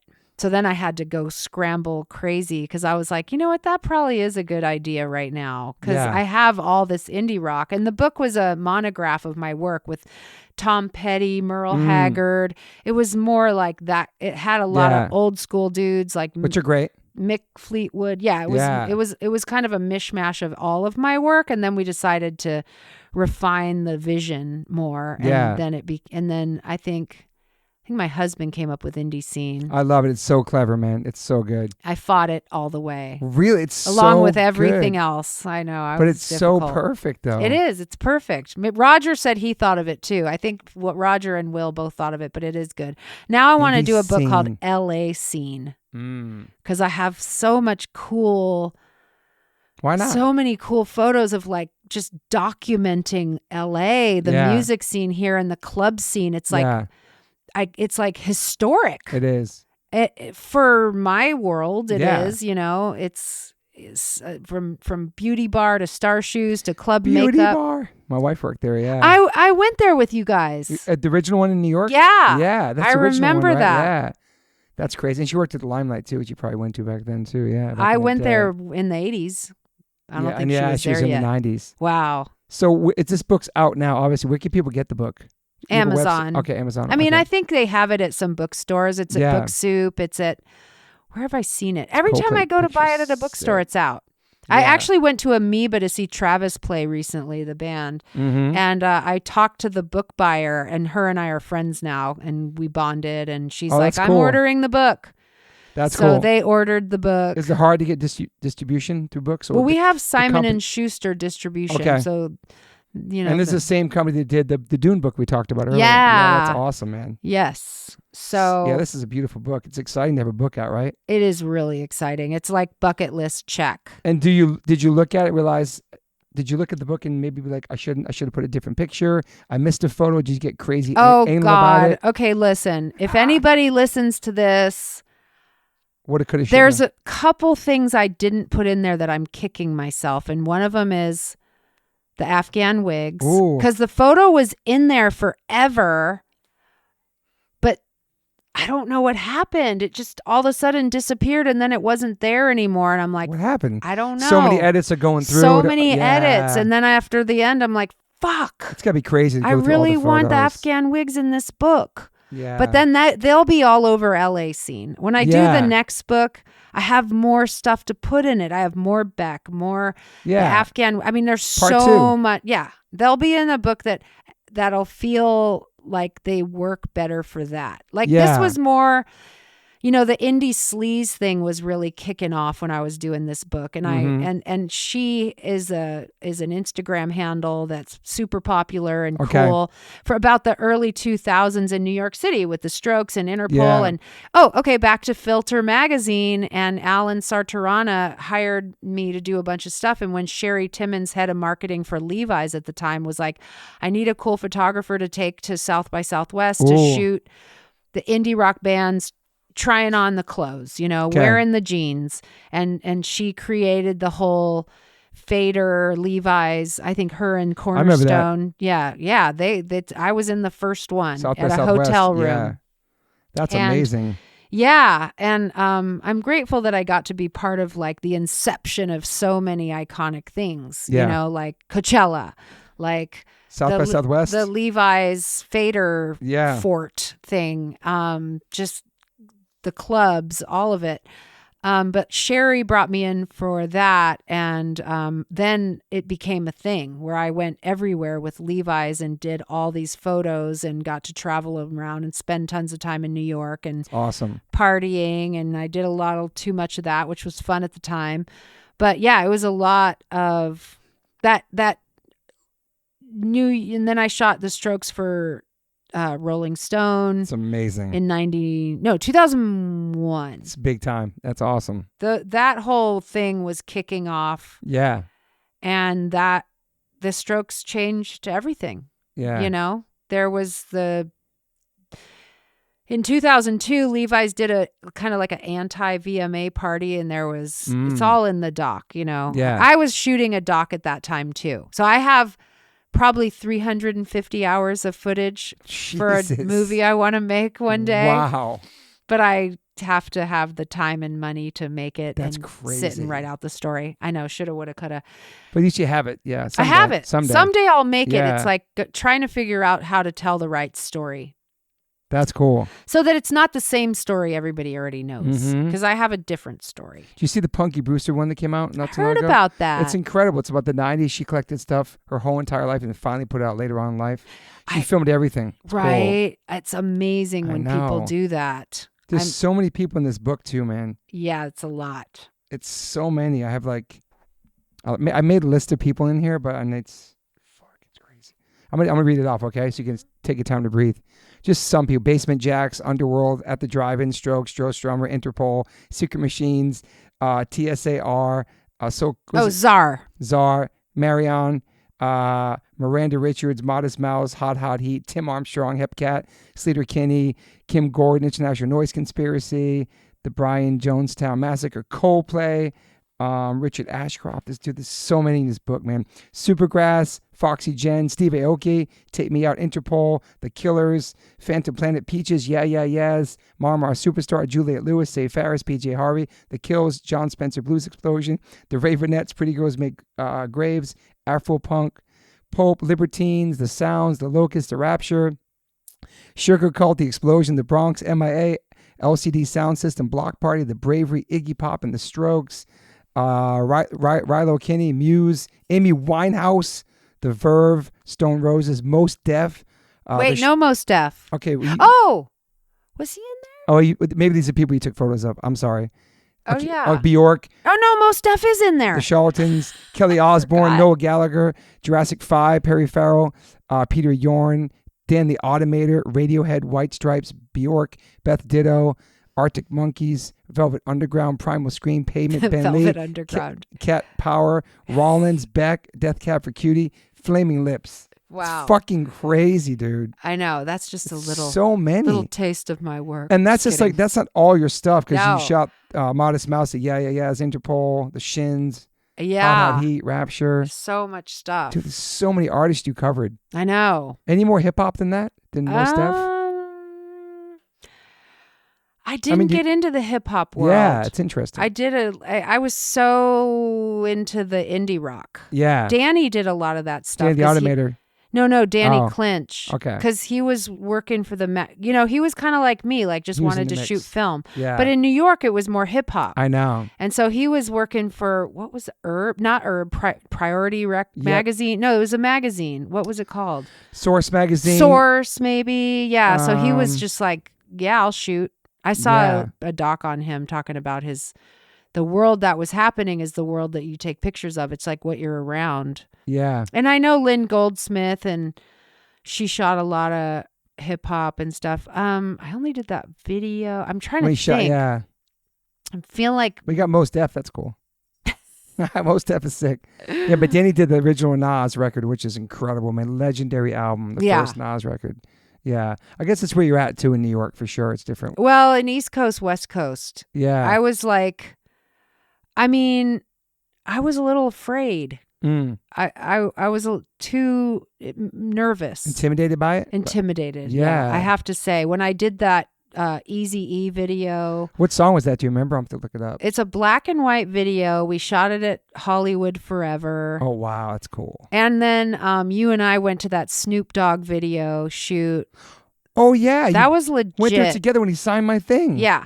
You were like, I called you and said, I'm going to this Snoop video. It's out of town. And I brought a huge acrylic picture of Snoop. Oh my God. You walked out of your house with, it was like 6 foot by 6 foot. And I'm like, what the fuck is that? My friend Jimmy, who loaned us the lowrider, gave me that photo. Yeah. I had it signed. The painting. And I got it signed. I got a photo of Snoop. That was because of you. We had Thank to wait you, Piper. 6 hours for that. God, because remember, he fell asleep. Oh my God. Thank you for taking me there. Do you remember? Yeah, where was that? Laverne or Vernon. No, it was like Laverne or something. And what were you doing? You were shooting it? Well, my production company that produced the One Life, One Chance video, not One Life, One Chance. They produced the next one, I think. They were called A Few Miles North. They did the Ice Cube one. Ice Cube one They did that one. Okay. They're all in the video. Okay. So they were doing the Snoop one. Wow. Yeah. And they go, Piper, you want to come out? And I said, yeah. And then I'm gonna invite my friend who's gonna bring a huge. And then I picked you up because you didn't drive. Wait, No. do you still not drive? I drive, but I don't drive a lot. Right. Yeah. And then you come out with this ginormous painting of Snoop's face. And I'm like, oh my God, you are not bringing that. I'm so sorry I did that. Now looking back, it's hilarious. It's a lot to bring to like a video shoot. Yeah. But I waited. He signed it. That was awesome. Yeah. It was. He was so nice. He was so high. He had was. like that pimp cup He back had then. a chalice. Yeah. And there was real pimps and hoes there. A lot of weed. I took a picture of one guy and he's like, he was not happy. He was not He stoked. wanted the film out of the camera. Damn, really? And I was like, I'm sorry. There's a bunch of lowriders outside. Yeah, it was legit. Wow. Yeah, and it was cool. And Snoop couldn't have been sweeter when he woke up. He slept in the middle of the floor. Oh, that's right. He just like fell asleep while everybody shot so the video high. around oh my him. Goodness, dude. Yeah. And then, then the crazy part is that my production company was like, you got to come out to the Bahamas. We're going to do this Aaliyah video. Yes. No way. So they produced that video. And did you go? I didn't. Oh my God. I wanted to, but I was like doing Bang, my club on Saturdays. What song that was? A very big song, I'm sure. Well, it was Rest in peace, Aaliyah. Wow. Rest in peace, Aaliyah. They told me the whole story. Wow. It is did not a good did it story. happen out there or no? No. The crash? Yeah. On the island? Yeah. Yes. Oh, so they were out there. Wait. When the plane crashed, they were on the island. So they were out there filming when all that happened. The video was done. Oh, because she was on the plane going home. Oh my! After they filmed it. Oh my God, that's crazy. And dude. I remember thinking the same people did the Ice Cube video. Produced it. They produced it for Hype. My goodness. Hype I did Williams. not know this connection. Yeah. That's insane. Nobody does, because I don't think they're Wow. allowed to talk about it. Really. We shouldn't say anything else. Well, But I won't tell details, but I mean, so they finished the video, then she flew home, and that's what happened. Holy shit! Yeah, it was not good. And did that video come out? Yeah, I think it did. Probably a long time after. They probably wait. I think I've seen it. Yeah. Yeah, they were on the Bahamas. So that's the last video she ever did. Yeah. Oh my goodness, man. That's crazy. Yeah, it was. I remember being at Bang and somebody said, Aaliyah died in a plane crash. And I thought, my entire company is dead. I just was like, what? Whoa. Because I didn't know it was a small plane. I thought the whole plane of everybody. Yeah. I didn't know. So I was just thinking like, and there was no internet. No internet. So I was like, is everybody? We saw that on the news. Right. It must have been. Yeah. It was somebody got the information and brought it to the club and told me. And I was like, that is crazy, man. Yeah, it was. That was scary. What year was that? Early 2000s? Yeah. Yeah, I would say, yeah. And so the club, so that ended that company, as you can imagine. Mm-hmm. But those guys are all still my good friends, though. Are they still in the mix doing stuff? Yeah, producers. Okay. Yeah, still. Chris Noviello produced that movie Val about Val Kilmer. That was heavy, man. It was good. That was really good, but I love him so much. That was a hard one to watch. Man. Yeah. Yeah. Yeah, and then Scott. That Val was great. What did he just do? He just did something really cool too. We were just talking recently. I can't remember. He does a lot of commercials. So yeah, they're still out producing, and it wasn't anybody's fault. Yeah. It was the person who was the plane company's fault. Totally, yeah. They didn't know.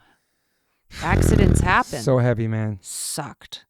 So yeah, so that was my production company that you went out there and they did the Snoop. They did a DMX video that was also a little crazy. Oh, wow. They have stories, those guys. DMX, I'm like, man. Dude, you guys got to make a movie about running that production company because it'd be kind of cool actually behind the scenes and everything. Yeah. I don't know if legally they can. Yeah. There's probably so many NDAs up the wazoo. Mm. But who knows? I'm not saying anything that I can't say because we all know what happened. Yeah, for sure. Yeah. So. So the book's out, and there'll be a book 2, you think, with all these extra photos you forgot to put in there. You do an LA1, LA scene. I would like to do an LA scene. Yeah, for sure. Clubs and so that I was just thinking about other people I didn't put in the book. It's gonna haunt you. I know. I think about it, and that's a lot of people, though, man. You covered a lot. I just wanted it to say indie. Like if I was putting it in the book, I really wanted it to say indie. Mm-hmm. But that means a lot of things to a lot of people. Like Nirvana calls himself indie. Interesting. And Sub Pop is indie. Like all those bands are called indie. That was kind of where it started. I mean, a lot of punk rock bands still, hardcore bands, But for whatever reason, the Strokes now are kind of the definition of indie and Modest Mouse. Which were they in a major label? Ultimately, they were. Yeah, and they were huge on television, all that. Yeah. But they started on a independent. Yeah. Yeah, for whatever reason. Epitaph Records is still indie. They're still indie, but you wouldn't look at an Epitaph band and think indie rock. You think punk, It's interesting how that is. I know, it's hard to define. Because indie means independent. It means like super DIY. Yeah, that's right. The Strokes were like massive. Millions and millions of records. Yeah, it's a hard thing to define. It is. Like, I remember my stepkids were like, oh, Taylor Swift did that like indie record. And I'm all, okay, I don't know how to say this, guys, but it's really hard to put those two things together. But they see it, or they say that she did like or the Killers did an alt country record. And I'm like, or a folk album or whatever they're saying. And I'm like, no, come on. I don't know. This is hard. Well, it's just different for us because right. it's obviously way different generations. And for us, what we think of something, like what I think of punk and hardcore is not what people think of it now, you know? I know. Well, what do they think? It's just, I feel like hardcore and punk is not one style of sound or look. I think it's a spirit. I think it's how you live your life. I think it's an attitude. I think it's a lot of things beyond the music. Do you know what I'm saying? Yes. So it's hard to just say that, because one band to me might be so metal and so hard, but other people are like, this is my hardcore band. Right. So I have to be open-minded to it because I am older and, you know, a lot's changed since we grew up and the different genres and all that stuff, which I don't like genres, but yeah. I did this video for this band called Hell is for Heroes. They're from England. And I went out there and was hanging out with them, and they introduced me to this girl, and she had a magazine, a zine called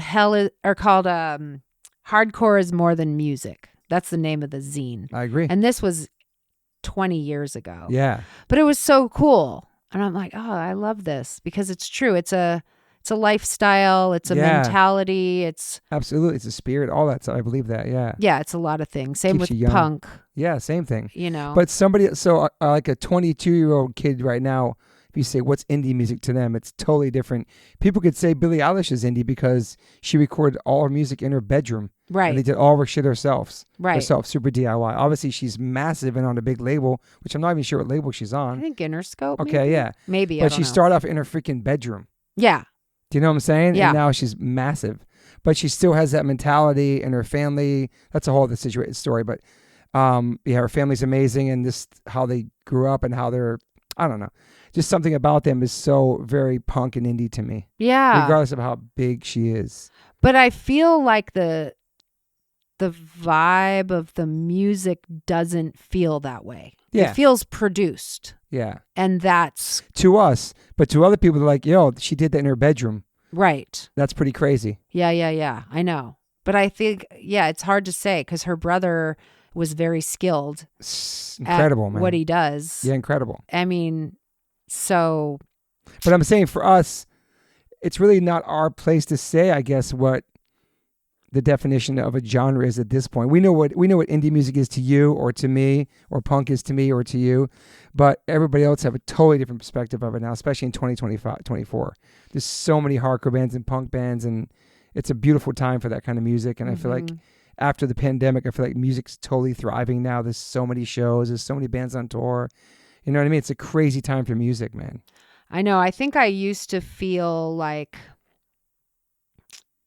and I'm sure you've experienced this in the past too, where you feel like it's such a part of you that like you don't want to share with anybody else. That it's yours. It's our thing. It's your thing. Yeah. 100%. And to have to share it. Yes, to the mainstream or whatever. Yeah. Or to just whoever. Yeah. You're like, you don't understand. You don't. But they do. They do. In their own way. And but I do. And it's fine. But it just, you feel like so. It's something so special to you. It's that you love seared in so our much. being. Yeah. It's seared in us since I was 11 years old, standing at the Eddie Money concert, seeing that kid look like Brian Setzer and going, and now it's so easy for kids to just be cool.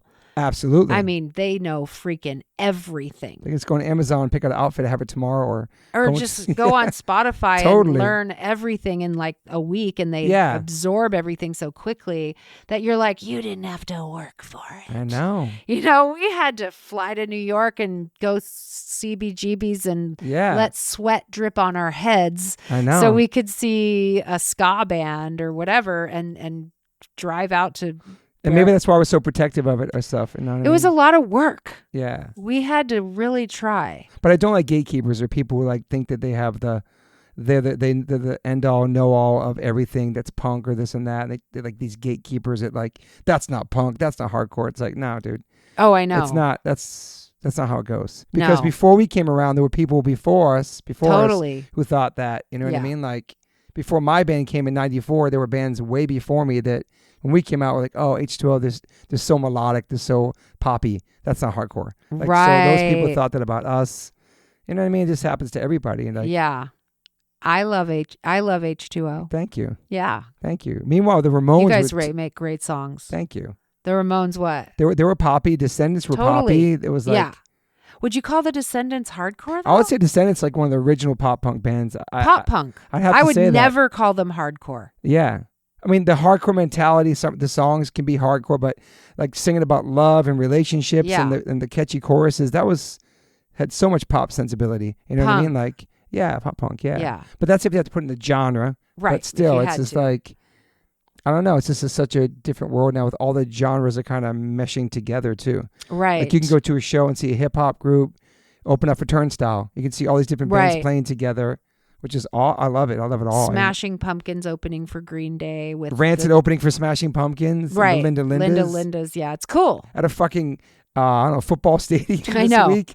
I know. It's just crazy how amazing. Like big stuff still, and even I don't know. It's crazy. Yeah. But it's very, as much as people think hardcore and punk is like mainstream, like it's still a very, very underground world. Yes. Like if you tell somebody like a normal civilian, like I sing in a hardcore band, they're like, what's hardcore? Oh, right.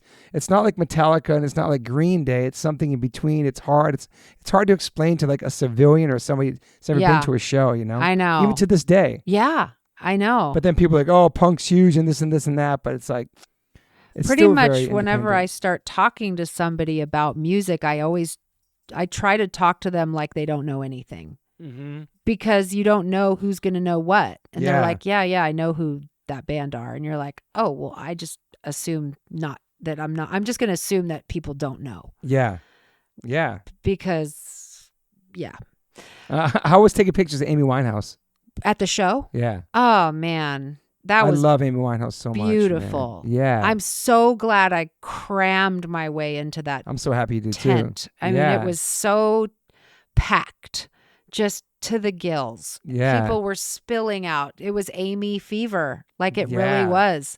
Was that when Rehab was out already at that point?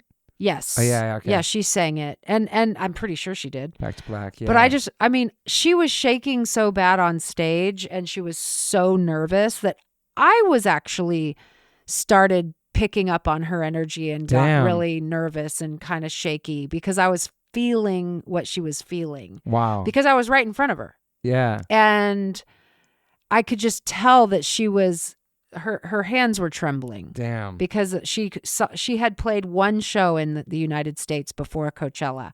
And it was like holy shit. San Diego Casbah or something like that. And then she went straight to playing for that filled tent. I want to say there must have been 10,000 people in the tent. I have no idea. And she was in the United States for the first time just going, what the fuck? You know? That's crazy. Yeah, I don't think she realized. I don't think anybody realized how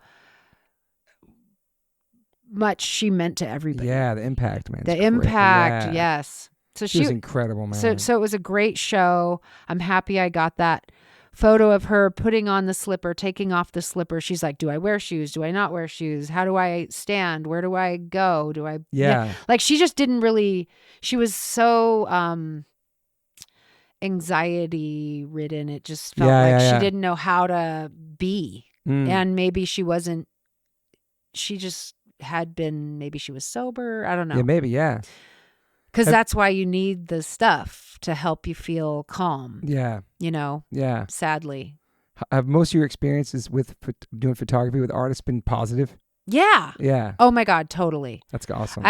Thank you for saying it like that, because most people ask me questions and they always say, who was the biggest jerk you've ever shot? Yeah. And I'm like, that's an uncomfortable question I would never answer. And besides that, I can't name one person. It's awesome. I don't know how that says a lot about you too, though.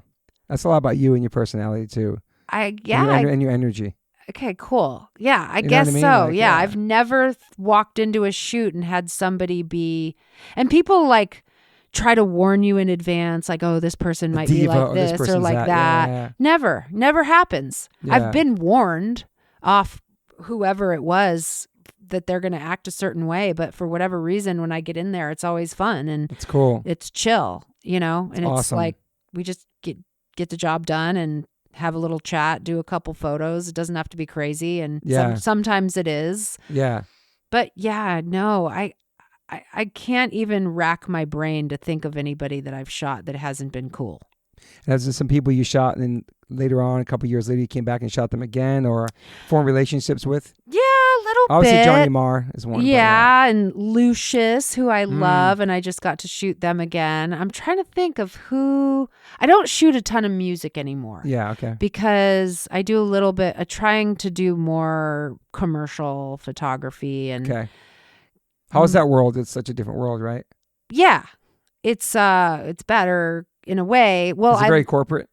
Yes. Yeah, it can be. Yeah. Compared to the indie world of all the stuff you're doing, it's totally different. Yeah, that's it's like going to a major label or something. Like dealing with all different people. And yeah. There's a lot of cooks, moving parts, and a lot of moving parts, and a lot of people to please, and a lot more money, totally, and a lot more stress because you want to do a good job. Yeah, and you want to be inside their brain and get what they want because there's so much on the line for these people that are spending all this money on you to do these shoots. You want it to be so good, but so far things have worked out. How long have you been doing that for? Commercial stuff? Yeah. Not a long time. Maybe 8 years ish. That's good. Yeah. So I just did a commercial thing, and so I'm trying to be in that world more. Okay. Because it's the money is just like ridiculously different. I'm sure. And now that I have a husband and 3 stepsons, I'm like, okay, time to pivot. Yeah. As I'm sure you can understand. Of course. Well, one of the things I'm thinking about doing is making merch. That'd be great. Yeah. Do you make merch? Yeah, of course. Lots of H2O merch. Yes. I run all the merch out of my house. I do it all myself. Really? I do all pre-orders. I do it all. Wow. I can show you, yeah. Yeah, I would love to see that because... Oh, like printing some of your prints on shirts? Oh, you should do that for sure. Right? I would love to do is that a weird thing, like getting the rights to the pictures? Well, I think I would have to do like collabs. Okay, yeah, do that. You could do it. Yeah, so like I Piper reached Ferguson out to line. one artist already, and I already actually mocked up some shirts I want to make. That's great. Yeah, I would love to make money off my work as opposed to like, look, I would love to shoot more commercial stuff, but at the same time, I've got this archive of images on hundreds of terabytes sitting in my office. Like, why don't I use that to earn? You could do that. Yeah, it'd be great. So I want so many cool photos too you can make it'd be awesome. And I think kids would like it. They would. And you could also have like maybe indie scene on the tag or something cool in there. Exactly. Like fans of music, and then it's just tracking down these artists and getting the management and the labels. I already did it for the book. Yeah, exactly. So now I just got to pull up the email. I have all that I had to get everybody cleared in the book. It'd be sick, especially because they're coming back. One of these Oasis ones would be so sick. I know. That might be hard though. Maybe not. Well, I know them. Okay. Not Oasis, but I know their management. Amy one? Oh my goodness, man. Well, and I think if the person's passed away, I know you probably have to talk to their I forgot the name of their estate and people that or her dad, which would be. But I think you can use stuff. Yeah. Yeah, I think I wouldn't worry too much about that one. Okay. I know. But yeah, it'd be Coldplay. Oh man, Coldplay would be sick too. Coldplay would make a cool shirt. Joe Strummer would be incredible, man. Right? People might want that. Yeah, of course. We should do it. You should drop like a whole line. Yes. And it could be around the book too. And the book's already out. Indie scene t-shirt line. That's what I want to do. Yeah. You can totally do that. Yeah. Just gotta get the good print that they can put like a nice, really print of a photo. It's tricky. Yeah. But I would make it okay, well after we talk, I'll show you the kind of, I made it more like a graphic photo. Yeah. So that it doesn't just look like you plopped a photo on a shirt. Okay. Sometimes that works, but sometimes I'm like, oh, I feel like I could make it a little more graphic and artsy. Yeah, okay. So it's not a straight up photo. Yeah, I'll show you what I did. I think Stella farted. I'm sorry. Who did? You did? No, never. Your my dog farts sitting on people. Right here. I know, sometimes it just smells like dog food or something weird right now. Making me crazy. She farted on She farts on so many people though. It's like that means she really loves you. Oh. So she farted. That means she's enjoying this. What is your like your some daily rituals you have? Well, I'm a runner. Same. And yeah. I've been walking more lately, actually. Same here. I run and walk. But Walking's really good for you. Yeah, it is. Especially 7 miles. It's good for you. I know.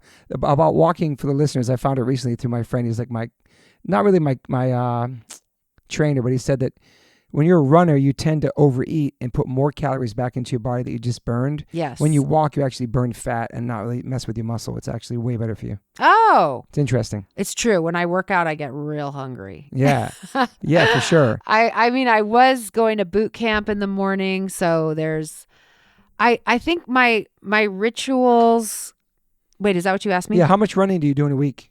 Well, it depends on the week. Yeah. Some weeks I'll do 20 miles. Some weeks I'll do 5, Okay. some weeks. But I also do a lot of hiking. I live right by a teepee where you can hike to the teepee straight up. It's hardcore hike. It takes about 2 hours. A teepee? Yeah. That's cool. Yeah, let me know if you ever want to hike to the teepee. I love hiking. Okay, great. Yeah, my husband's a big hiker, so Okay. we're big hikers. And what other rituals? I mean, literally, I'm, You coffee person? I'm almost 54, so it's like my Same rituals age. are like walking the dogs every single day, like drinking coffee. How many dogs you got? 2 dogs, Joey and Little Guy. They're How much so coffee cute. you having? I literally drink 1 cup a day. That's it. It's nothing. That's great. Yeah, just in the morning. I can't drink it in the afternoon. I can't sleep. I can't That's sleep. gnarly. I've always been a good sleeper, and I do sleep. But if I do anything, like if I eat sugar before bed, forget it. Brutal. Cannot sleep. Same. So sensitive. I'm a sensitive sleeper too. Yeah, but I do sleep. I'm not like an insomniac or anything. How many hours you getting per night? 7? That's great. Yeah. 7 and You wake up early? Yeah. Do you? Hell no. Right. My right. wife. I wake up earlier than my wife. My wife goes to bed super late. Man, she's a savage. Watching stuff. Doing puzzles, cleaning, organizing. Like Right. 2 a.m. she's up like late. I'm like, I go to bed like at 10 or 11, dude. Oh, I have to go to bed early because I get up early. Yeah. I'm productive in the morning. You up at like 6? 6, yes. Damn. Except when I'm on my boot camp and then I'm up at 5. But I just haven't wanted to go lately. The actual boot camp. It's a boot camp class. Yeah, Juliet was going to that too. Yeah, she does. Yeah. Barry's boot camp. Yeah, Barry's boot camp. I just go to the one in our town. Yeah. It's by this guy, John. It's not like a official thing. It's just, parking lots and running around the town. Like CrossFit doing style or? push-ups, That's awesome. burpees. You do burpees? Yeah. I hate burpees, man. Oh, God. I hate them. They're good. It's so good for you, man. We do them like at the parking lot of Target, TJ Maxx, at the high school. And then you get there and just jumping jacks. It's like military stuff. How long have you been doing that for? Well, I haven't been doing it for a while, but I mean, I haven't done it that much. I mean, I've literally done it for like maybe off and on for like a year or 2. Yeah. But not consistent. Yeah. I try to be, but I don't want to get up at 5. It's hard. Man. I see people get up at 4 a.m. They're training. I'm like, bro, that's crazy. I know, you see it. Marky Mark does that. He posts about it. It's crazy. I know. 4 a.m. club. I know. Terry Like, Crews. What time do you go to bed to do that? 8. I can't do it. 8's too early for me. I know. So 1 coffee a day. What about you? You quit coffee? I quit coffee. But a long time ago. Yeah. I'm no caffeine. Okay, why? Just doesn't feel good. It makes me crazy. It makes me jittery and exhausted, and it dehydrates me. I think I need to quit. Go to the bathroom, fucks my stomach up, all kinds of things. I was super jittery today because I had 2 cups. See? Yeah. Just and black they're coffee? real strong. Okay. I put oat milk. You make it at home? Yeah. Yeah. I don't really go out to coffee much. Okay. For $7 coffees, no thank you. Yeah. You cook it out? You cook it at home? Yes. Nice. Pretty much every meal. Awesome. I don't like love to that. eat out. Really? No. Too much salt in the food. And then I wake Interesting. up and feel like shit. Wow. Whenever I eat Depends out. what you're eating, though. Not a salad. You're good. I know, but even salads when you eat out, even if you go to, Really? what is that one salad? It's like a crispy, or make like even if I get a Mediterranean, like a quinoa crunchy salad at, From where? oh God, what's that place called? Veggie Grill? Mendocino Farms. Oh, Mendocino Farms. Yeah, they got So good. They good. got good falafels there, actually. But so much sodium. Mm. And I notice it the next day, like my face is all puffy. Interesting. I'm very sensitive to salt. Okay. So whenever I eat out, even if you get Brussels sprouts, there's so much salt. So is all your shit pretty bland that you're making? I put salt in my food, but not Yeah. as much as they do at restaurants. Or after you go to a restaurant and then you're like, water. You what? You're like, water. Oh, yeah. You're so thirsty. That's a good point. We went and ate in San Francisco, and then we went and saw some bands. And by the time the bands were over, I was like, water. Damn. It's just the salt is out of control It's cool in to pay restaurants. attention to that. Yeah. I can't help it. I'm like dying of thirst because of the. We do need some salt though, but yeah. No, I do make salt at home. Yeah. But the amount of salt they must put in this freaking food at restaurants has got to be out of control. Yeah. Because I put salt on food. Yeah. Not a ton, but a little bit. What's your favorite thing to make? Oh my God. I mean. Are you really good? I make I make burritos. I make lots of salads with lots of quinoa, salads, lots of avocado. I love that. Lots of artichokes. Proteins and good fats. Yeah. Yeah. Yeah, because I don't eat meat either. I didn't know that. Yeah, no, I don't. For how long? A few years. Good for you. Yeah, no kidding. What inspired that? Social media.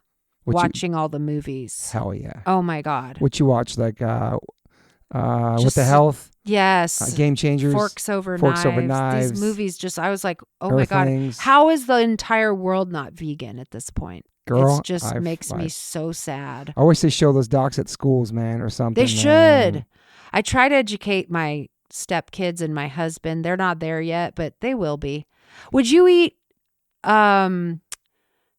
test tube meat? Would you eat that? That's a great question. I would. Yeah, I mean, me personally, it's called, what is it called? I don't need to eat that because I don't eat fake meat at all.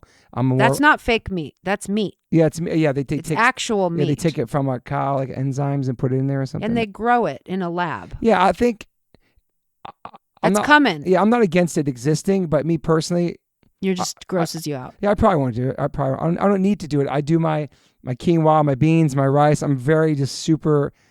You've had this for so long. Have you been vegan your whole life? I haven't eaten meat since 1988. Wow. But I've been vegan for over 20 years, and I have the stuff I eat. I'm very healthy, just greens and nuts, and took it back to the beginning. Yeah. Super this healthy, clean stuff. So I've tried the fake meat before, and yeah, it was great. But that's not fake meat though. Fake meat is I know. Soy riso. No, it's like Beyond and that's not what I'm talking about. I know what you're talking about. I'm talking about meat. But it's actually coming from grown in a lab. The lab meat. It's meat. But aren't they saying it's not meat? It's meat. It's literally the same shit you're going to get out of a cow. But aren't they saying it's not like the lab grown meat that's like doesn't kill animals, right? Doesn't kill animals. So they inject it, they take something out of it. Would I eat that? No. Okay. No, I wouldn't do it. Right. But because it just grosses you out. Yeah, but I like that they're not killing cows. It makes me happy. Right. Because the whole thing's any about animal. Yeah, I love that. Yeah. But do I need to try it? No, I'm good. Because I'm happy with my beans and rice and my quinoa, my kale. Yeah. Do you know what I'm saying? Like I already know what I'm eating. I know what my diet is. I'm like, but I respect all that. Beyond Burgers, Impossibles at McDonald's, and the Whoppers, all that. It's great. It's amazing to see how easy it is to have an alternative everywhere you go. There's a vegan option. Yeah. That's incredible. The world's changing. It's beautiful. A lot of sodium in that meat. Trust me. I look at the salt on everything. I know. You're going to get me freaked out about salt right now. Seriously, you're so limited as it is. Yeah. But if you don't feel bad when you eat it, just do it. But I take these electrolyte packs every day. Oh, you are sponsored by it, maybe. Well, not yet. These are about to, but they're called Element. And my friend Rich Roy has a podcast, got me. Yeah. And Huberman, they connected me to this stuff. But there's 600 milligrams of salt in it. But it's like magnesium, calcium, potassium. But that's electrolytes. That's different. It's different, yeah. Especially if you're working out. Totally. Then I'm walking fine. 7 miles and going to the sauna, all that, yeah. Yeah, but there's something different. I'm not going to go on about it. Look, all those meats, thank you for being there. So you can take the place of killing animals. Totally. I appreciate that. But it's not for us. We don't have to eat I'll eat it. Yeah. If somebody's making it, I'm eating it. Yeah. But if I'm in Europe starving, I'm going to eat something like that. Sure. Me too. Like I'm not going to eat yeah. I love that it's there, but I am going to pay attention to my sodium. And I'm actually getting a blood work done next week. I haven't had my blood work done in a long time. Yeah. You get your blood work done a lot? Check cholesterol and all that stuff? Yes, I do. You're a healthy person? You good? I am. Yeah. Yeah, I just went and got a heart thing. Now What kind of heart thing? Well, I just wanted to get my heart checked because the back of my arm was kind of hurting. Okay. And I'm like, oh no, is that like a clogged something? Because my dad has had heart problems and my mom. So I thought, well, I should probably jump on this. Are you a hypochondriac?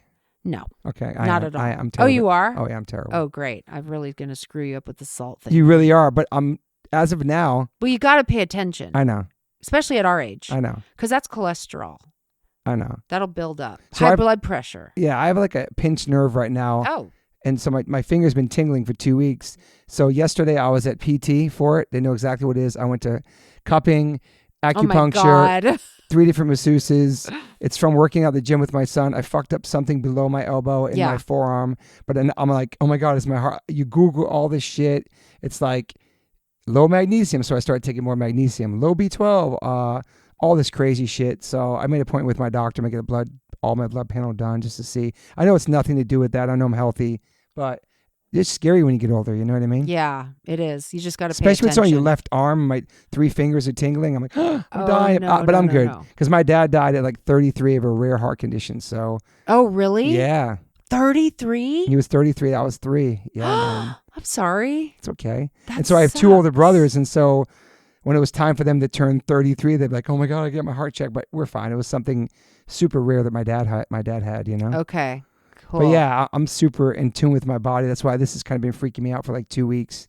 Where's your mom? My mom lives over the hill. My mom's out here. Oh, good. She's like in the valley. Yeah. I feel like you told me that. My mom, my brothers live out there. Yeah. Or Tracy. Yeah. But yeah, health, salt. Gotta watch it. Yeah. I mean, look, if you can stomach it, then great. Do it. But it is a main one. It's pretty brutal. Yeah. For me, it's like, I mean, being a female and having all the female stuff. Totally. Like, that's what does it. Like, yeah. You want to feel anti-inflammatory. You want to feel that. You don't want to feel like your rings are tight. You don't want to feel like your shoes are tight. Your face is tight. Like, as soon as I start noticing that, I start guzzling water and like. I pound water too every day. I've been carrying this big thing with me now. I'm being really focused on my water. You know? Water matters, even super if it's important. a little sparkly sometimes. If it's so liquid death. Exactly. Do you have any major regrets in your life? Oh man, yeah. I'm afraid to say on this. I can't say it here. That's okay. But Maybe a couple photos didn't make this book. We'll keep it positive like that. That's right. That's right. Yes, I have a lot of regrets. And really? A lot? Nobody? Yeah. Okay. I was a little crazy for a minute. I had a crazy period. Like a party girl? Little too party.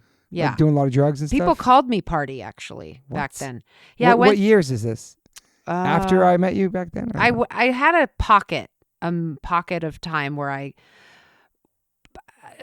don't just know. Party maybe too much? my mom and dad do know this because I did get sober and go to AA for a long time. Okay. Are you sober now? No. Okay. But I don't go to meetings obviously. But I'm fine. I just went to meetings for a long time and now I don't, but I'm okay. Yeah. But I did have a period of my life where I was very excited about the after hours world. Okay, after midnight. After midnight life. Mm-hmm. It was very fun. How many years straight is that? So I think I had my initial party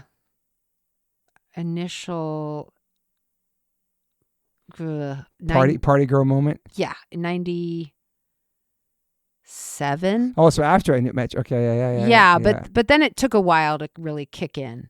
Took till like 2002 to really kick in. So were you like drinking and stuff leading up to all that before you started partying? Not crazy. Yeah. Yeah, but I was out like, if I would go out, I'd have a couple drinks, but I wasn't like out of control. You live in that rock and roll life. Yeah, and when I was working and stuff, I wouldn't drink. Like I wasn't crazy at all. I wouldn't like go home and crack a beer or anything like that. Yeah. But then it got to that place. Wow. Where I was like doing things I shouldn't be and drinking a lot and not waking up, going to bed at 6 a.m. and all that kind of stuff. I did crazy that nightlife. Yeah. I did that crazy life for about 4 years. Wow. No, couldn't have been because I got sober in 2004.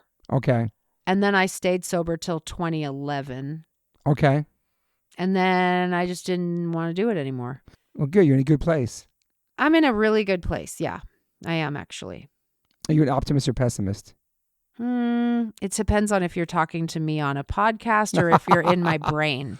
That's a good one. That's a great answer. Yeah. If you're in my brain, it's like the shitty committee. But if I'm out in public, then it's just like, you want to act as if. Mm. That's just me. I'm not You've always been like that? Probably had a lot of shitty brain for a long time, but I don't like want to bum everybody out. I probably do sometimes talking about things that are hard, or we all do that. But yeah. I try to, my husband taught me that a lot. He tries to keep it positive. Yeah. He's a pretty positive person. How long you guys been together for? 10 years. Awesome. How about you and Moon? 30, 20? 28 years, yeah. Almost 30. It's crazy, man. Do you keep it? Does she keep it positive for you, or do you keep it positive? I'm the more positive, and she's like, I'm a realist. It's good. It's a good balance. You balance each other. Yeah. I believe in that. So is your mind positive? Totally. That's good. I've always been like that. That's great. I've always, I don't know, see the good in people, and always want to make things better. And I don't know, maybe that's also like maybe being a little naive and being in my PMA bubble, but I don't know. That's good. Try to. My step kids are all very positive. Okay. Like, they don't even talk shit about people. It's awesome. I mean, not to say that I do, but I've done it. Yeah, of course. But if they see somebody or hear somebody doing it, they look uncomfortable if that's happening around. Damn. Yeah, they're very much like, why would they be saying something? I like that. That's very sweet. They're very, very sweet boys. How old are they? 15, 18, 22. Jeez, that's some real ages. Wow. Yeah. Wow. And your boy's 21. Yeah. Cool. Those are great ages. 3 boys. Wow. Yeah, like you. I know. And man. your family. I know. So much respect for my mom raising 3 boys by Right. herself after my Damn. pops died. It's crazy, man. Wow. It's pretty I know. amazing. Yeah. That is not hard. I mean, not easy. I know. One more question. I had another question. What Yeah, about yeah. therapy? I do therapy every week. You believe in it? Yeah, it's awesome. Yeah. Oh my God. Like Yeah. right now, that is why I'm in a good place right now. Good. Because I've been going regularly, and my therapist even tapered me off to twice a month. Okay. Because she's like, you seem like you're doing pretty good. That's awesome. Yeah. You've been in therapy your whole life? Pretty much. Yeah. That's not awesome. my whole life, but once I got into AA. Oh, yeah. And then I yeah. learned about like the spiritual world opened up. That was when That's cool. The Secret came out, and everybody wanted to start their health channel, and they're manifesting, and just there was Abraham Hicks, and like all Wim Hof. the spiritual world exploded at the exact same time I got sober. So I was like, well, this is fun. I went to India and found Paramahansa Yogananda and started going to self-realization fellowship and Wow. and then I went to this open heart meditation for many years. And That's amazing. yeah, I've been just a spiritual seeker. So you do yoga? Yeah. Yeah. Did it yesterday. I've only done it once. I love that. I think I need to start doing that in my life. You do. I heard it's great, man. You will feel better. In Your fact, body feels good. Everything. Yeah. Yes. And it actually helps with inflammation, which is my Yeah, I definitely need that. I think I need that. Do it. Just start with a It's been 20-minute recommended. video on Mhm. YouTube. I did Bikram once. It was horrifying. man. Dude, It was brutal. I used to go until I got like what it felt like COVID once at the place. I left and I was like, I am so sick. Dude, the floor smelled like ass. It was Yes. so freaking gross. Dirty it was feet. so hot. The lady made fun of me on the microphone, called me out. Mr. Tattoo Man made fun of me in front of all these people, like belittled me in front of my trainer. And then I found out the following Monday that a bunch of parents from my son's school saw me there. That, oh, you had a rough one on Friday. Oh, like, no. totally made fun of me. I left her like, yo, this is the most unpositive, unspiritual shit I've ever done. I'm never doing yoga again. Wow. It was a terrible experience, man. Oh, I'm sorry. It was calling me on the microphone. It's like, Well, that's what so. is this? It was so weird. And then the doc comes out about Bikram, Right. obviously. That's And this was like an older lady. I don't know if she was part of the original people there, but it was at Bikram on La Cienega maybe, and the floor smelled bad. It was just such a whack experience, man. Oh, I know. Yeah, no. I'll do yoga at my home. I'll try it, Well, you could do it at your gym. Yeah. They have probably classes. Yeah. What's your gym? I was going to Gold's, but I'm going to cancel it. I have a gym in my garage. I should just go in my garage It's and use hard it. though. I know. It's hard to work out at home. And be by yourself. I know. Get motivated. I did yoga yesterday in the living room Okay. on a video. Okay. And I did the whole video. I didn't stop halfway through and check my phone or anything. I love that. It's hard to do that. I know. You How just long? have to leave your. It was only 30 minutes. Yeah. I can send you a video. Okay. Are you on your phone a lot? Yes. You on social media a lot? Yeah. You check You're your not? Yeah, you check your hours on there? No. I know. I used to. But what happens is I'll be retouching and doing photo stuff, and it takes a while to render certain things. Yeah. And while things render, like AI, I use AI in my photography. Photography. Whatever. And then I'm like, oh, okay, it's going to take a minute to render. And then I just refresh. refresh. And then once you're on there, it's just, man. Sucks you in. Every So person in bad. this podcast, we talk about, like, it's a necessary evil we need to like, promote yourself and stuff, I know? I know. It sucks, man. And then things come up that are just so disturbing. So dark. And you're like, what am I following? We're so desensitized to so many things, too. It's scrolling, seeing people getting shot, people robbing places, people falling off buildings. It's so fucking crazy. I know. Man. And then your day can get really messed up. I know. I cried Fucks with your yesterday mental. because a dog that I wanted at a shelter got put down. Oh, and I was man. like, there's this woman I follow who gets dogs adopted, but not all of them. Yeah. And then I was like, I just have to go get that dog. Yeah. And then I texted and I was like, DM'd and I'm like, where's that dog? Can I come get it? And they just didn't respond. Oh, and I'm my like, God. it's gone. And then I started crying and Will was like, what happened? And I'm like, I was just, this dog. And then you're like, how did I get here? From social media. Do you have lots of dogs? I have 2. Okay. But What kind?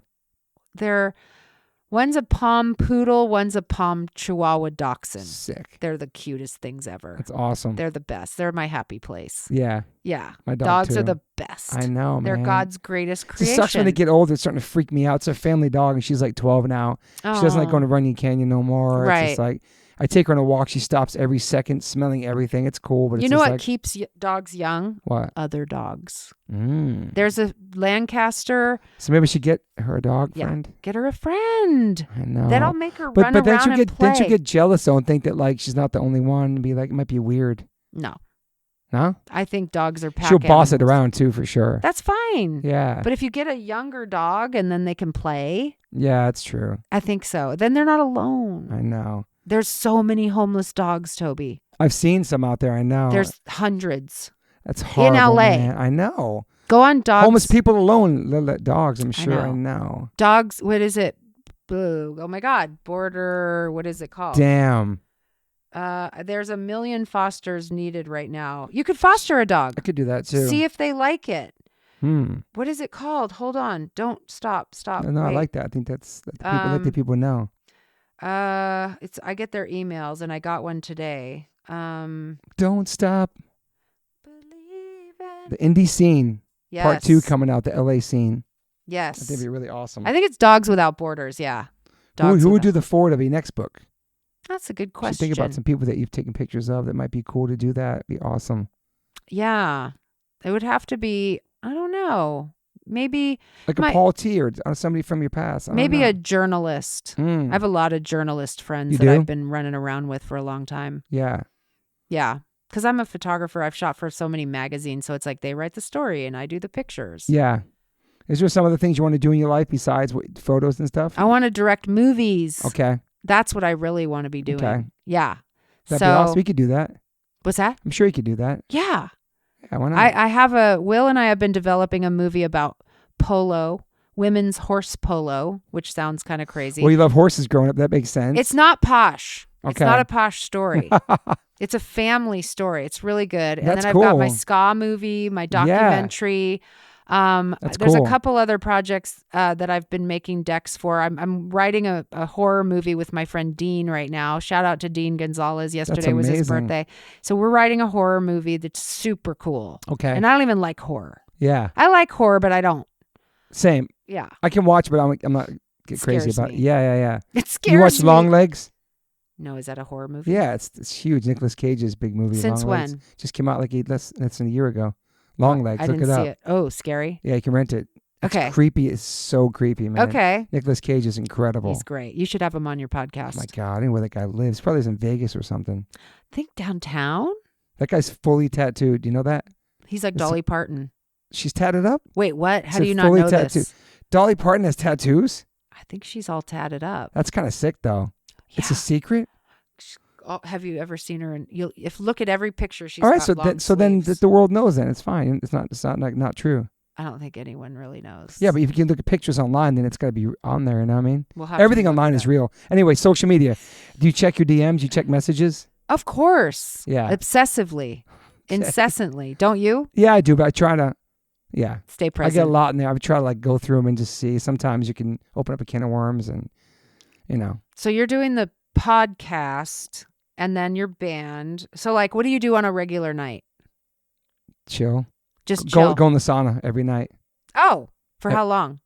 Like 15, couple sessions of 15 minutes. Oh, am I going to do an ice plunge? Whatever the fuck. Of course, if you want. I'd love to have you try it. You scared? You good? I've never done it. Oh my God. So I want to. Do you do saunas? Occasionally, but rarely. Okay, we're going to do like a hot sauna? Yeah, that's what I got, girl. Yeah. So you go in the hot sauna first and then to. the ice? You go back and forth, yeah. That sounds horrible. My sauna's $250. 250? Yeah, and the cold plunge is $40. Wow. Or $38, depends on what I want to do, if I want to torture my friends or not. But it's really good for your mind, your body, your soul, your blood, everything. Okay. Really good for you. Okay. Good for your salt intake. You do it every day? No, I don't do the plunge every day. I have a cold shower out there. I do instead if I want. Because the plunge is a little much. Yeah. Really? Sometimes go to the sauna to the shower. It's easier, you know? Okay. You never tried it though, huh? I've been in a cold thing before at like a Korean spa. Oh, yeah. Same thing. You ever take a cold shower?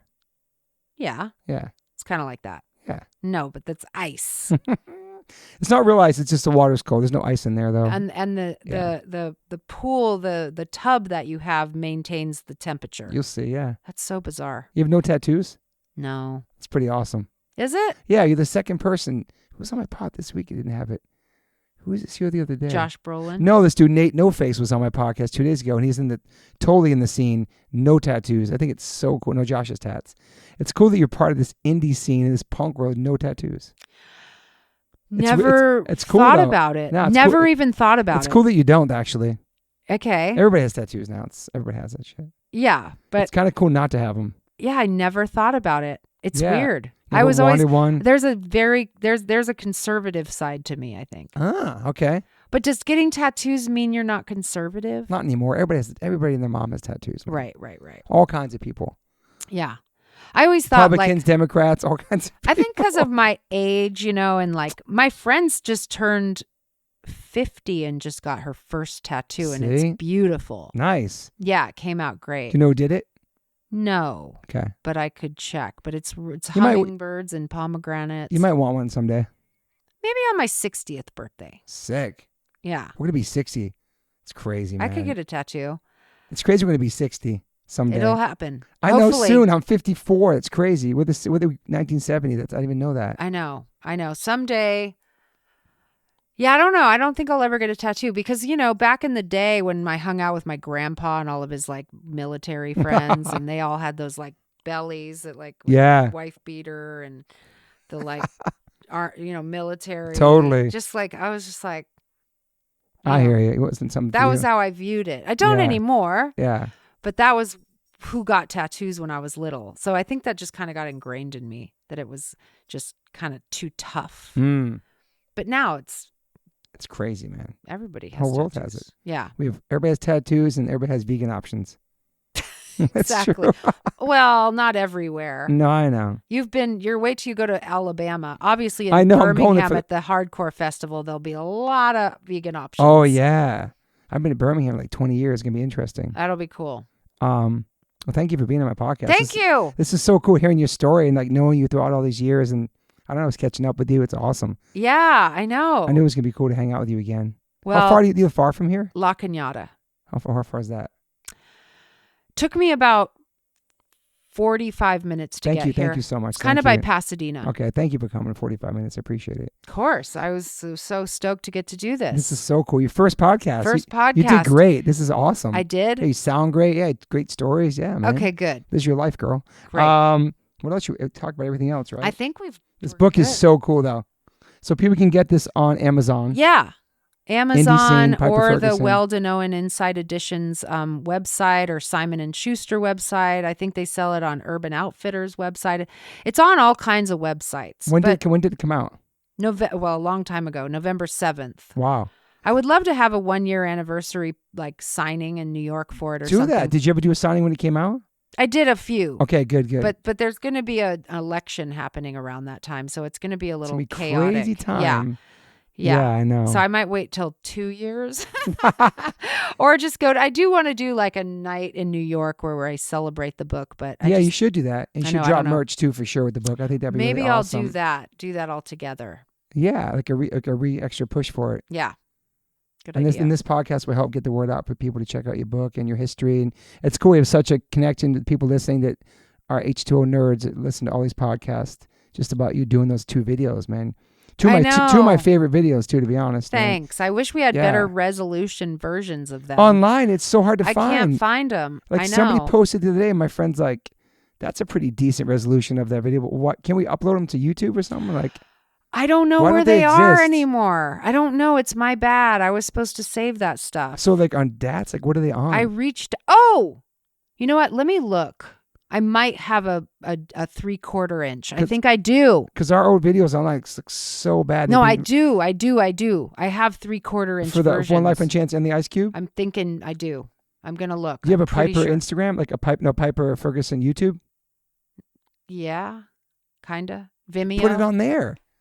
Well, I will. I have to take them to a place and have them digitized. It's a big process now. It's not a big deal. It'd be cool to have like a cleaner version of both those videos online. Every time I see them, I'm like, oof. They're so blurry. Like I don't know where those came from. How people got those actually. I know. Probably videotaped it off the TV on a VHS. Because they definitely played One Life One Chance on some sort of show. 120 minutes.